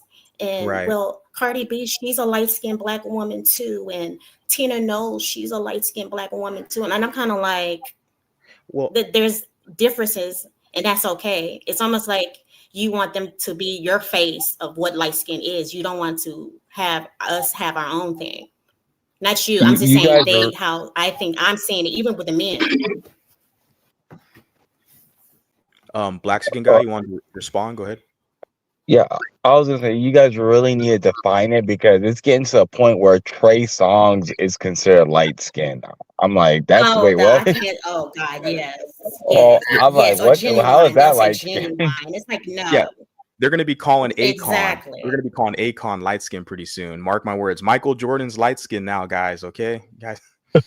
No, I'm just saying because yeah, Yes, there needs. right. I agree with you. Yeah, there needs to kind of be a clear like distinction. It will be challenging, but it can be done. The issue why I see what you said, a lot of people are too inclusive in that respect is because they're afraid, they don't want to be labeled as colorist or anti-black because they're still very adjacent to the black community. I'm not from the black community. I'm not a part of the black community. So for me, I feel very comfortable in my position where it's like, well, I'm not trying to get them as an audience. I'm not living with them. Like I don't identify with them. So that's why my position's the way it is. But I feel like a lot of like light-skinned black people, they still live in black communities, they're still black identified, so they don't want to fully kind of exclude, if I can say that. That's why they're very kind of more inclusive in that regard. That's just my general thoughts on it. But You bring up a lot of interesting points. You guys, we're at the 2 hour, a little over Yeah. 2 hours, little over 2 hours here. So I do kind of want to close things out because I got to go to the gym. I got to get my fat rear end in the gym and start lifting some weights or something. Okay. But I'll give everybody final words, to finish the panel off. But go ahead, Emancipation, if you want to finish off your thoughts. Sure. I just wanted to state that that I do support biracials trying to find their voice and to be individuals. And I also want to say that there are actual light-skinned Black people that are not trying to, or at least I would say shoehorn it to say that they're biracial, because that's, if anything, some may say they're MGM or whatever, but even for that, I'm kind of like, no, I even think the whole term Black is even subjective, even for someone who is what's called light-skinned Black. Even if the blood quantum, I still think there's a difference with myself and brown-skinned women and dark-skinned women. So I don't think saying mix for myself would be the thing to do, but I do think that that light-skinned Black category needs its own thing and not, I guess, combined with people who would be considered MGMs. So just to let you know that there are light-skinned Black people like myself who do recognize they're biracial, and light-skinned Black people, there's a difference. And a lot of us are not saying that they want to be. I mean, I'm sure that there are some who, if you look at comments, you kind of think, okay. But a lot of it, to me, it seems like it's people who are saying they're light-skinned or they're caramel and they're saying they're light-skinned, probably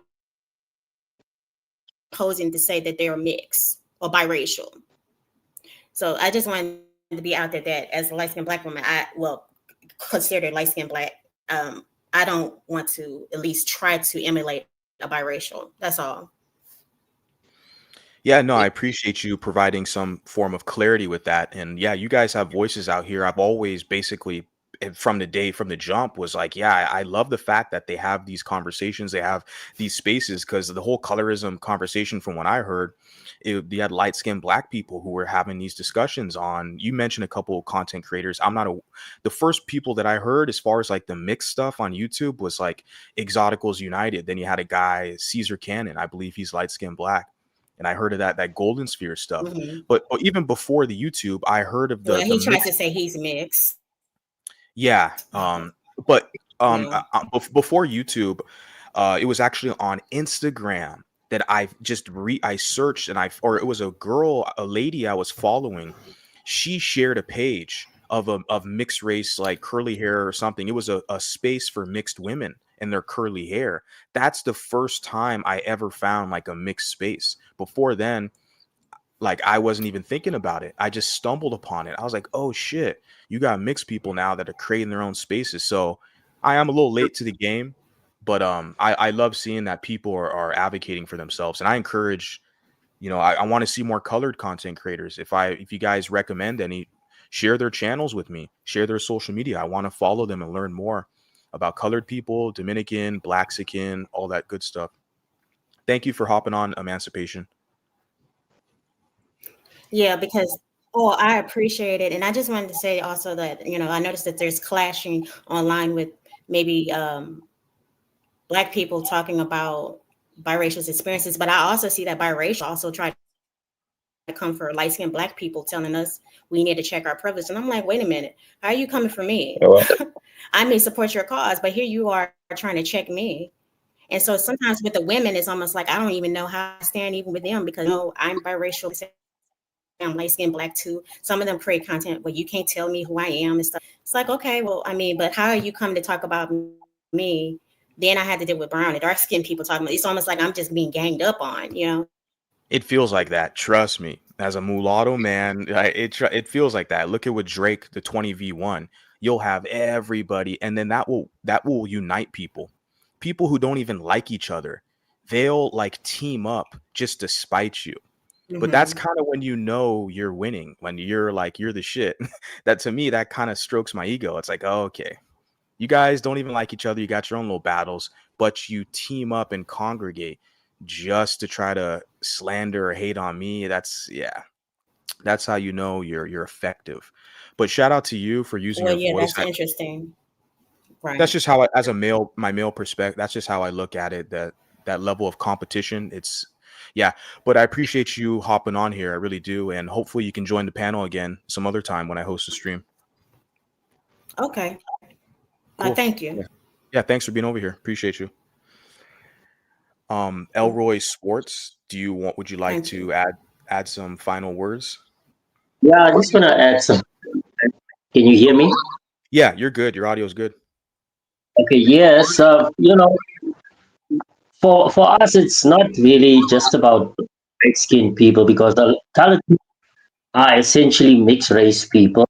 So, though most of us are light skinned, not all of us are light skinned, and one doesn't always have to be light skinned and be mixed.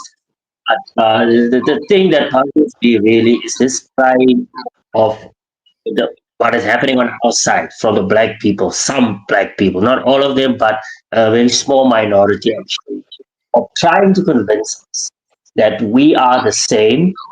Though we don't have the same history, we are not the same genetically, we don't have the same culture. We are different in so many ways, but for some reason, they have made up their minds that we are the same. We are. So that really, for me, is very puzzling. It's quite puzzling.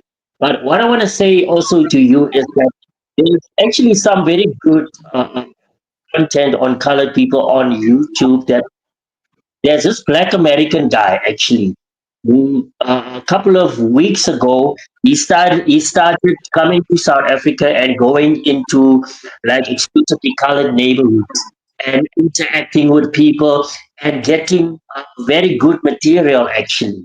So if you want to learn, anyone is interested in learning more, then I think his name is Vincent Cook, the Black American guy, and he's very respectful. He actually stands colors and he accepts them. They are.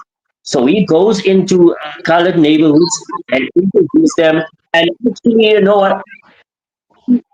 Then started to imagine you playing kind of like that. So yeah, but that's why I'll leave it for now. But thanks for the life. Hey, thank you so much. I really appreciate you hopping on the panel and showing your support, man. I'm just so thankful that you guys have found my material.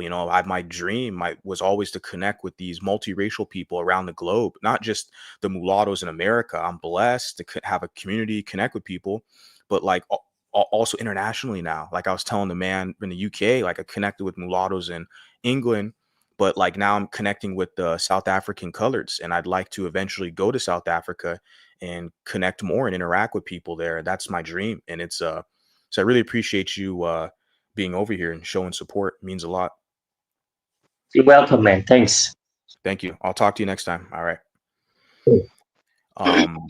Flowers, do you want to finish off with some final words? Then we'll get to Blaxican guy. Go ahead, Flowers. I don't have a mixed race mulatto channel, so I don't know what type of content to do. I didn't get online doing any type of mixed race content. I just kind of get on and just really just talk to the people that have been subscribed to my channel since the beginning. And, because I am culturally mixed race, I might be in a white mood, I might be in a black mood, I might be in a native mood, I might be in a mixed mood or a mulatto mood. And so I just talk about whatever, whatever.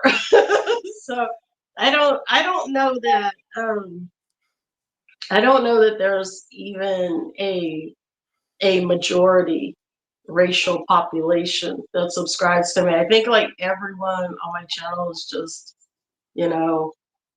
different. I don't know why. I've wanted to actually do mixed race content, and I've started channels. I'm not always in the mood to just focus on one topic. And I think the best that I could really do online is just like study and do research and just share that. It's kind of funny though, because something to note on my channel, of course, the people, they're all different ages and everything. They have somewhat of a interest because they're related to mixed race people. So it's like the majority of the people that are on my channel that I interact with when I'm online, they have expressed that they have like a mixed race person in their family. And so it's kind of like the people on my channel, it's almost like interacting with my relatives, you know, like they relate to me and I can relate to them. So I like the people on my channel. I just don't really have a mixed race focused channel. I don't know. Shame on me. No, no, you're good. I mean, everyone does their own thing, their own lane, but you still pay respect. I mean, you still are engaged in the conversation. I think that's the most important thing, because I have a lot of people that have other channels, other mulattoes, they have other niches in their other channels, but they still like what I'm doing. They still support ultimately what I'm doing, and I greatly appreciate it. So You're my home channel. Like you're always the channel that I just go to. And all the people in my family have your channel. nice, nice. Yeah. That's my goal. My goal is to kind of be like a prominent voice in this, and be a credible source where people can get this reliable information, a new perspective, and courage. And And representation. It's good to have representation. And it's right. nice when people are speaking your language, you know. Yeah, it's clicking with people. It's resonating with people. They feel like they have a sense of tribe, community, and people are waking up, and I love to see it. I'm all here for it. That's why you guys motivate me, the people. So I appreciate you, Flowers. You know, I appreciate thank you so Thanks. much. Likewise. And Likewise. I'll talk to you soon, okay? Okay. All right, bye. And Blaxican guy, if you want to kind of finish us off here, appreciate it. Just my final thoughts are basically mixed people that have communities like Dominicans, South African coloreds, and such. I do feel that you guys have to, well, collective mixed race groups need to gatekeep, because I see a lot of, for example, a lot of Louisiana Creoles are getting flooded with AAs. I see more AAs claiming Creole than the actual Creoles themselves. So I do feel that mixed people, when you have your community, you need a gatekeep, because they're gonna flood your areas and then claim your identity.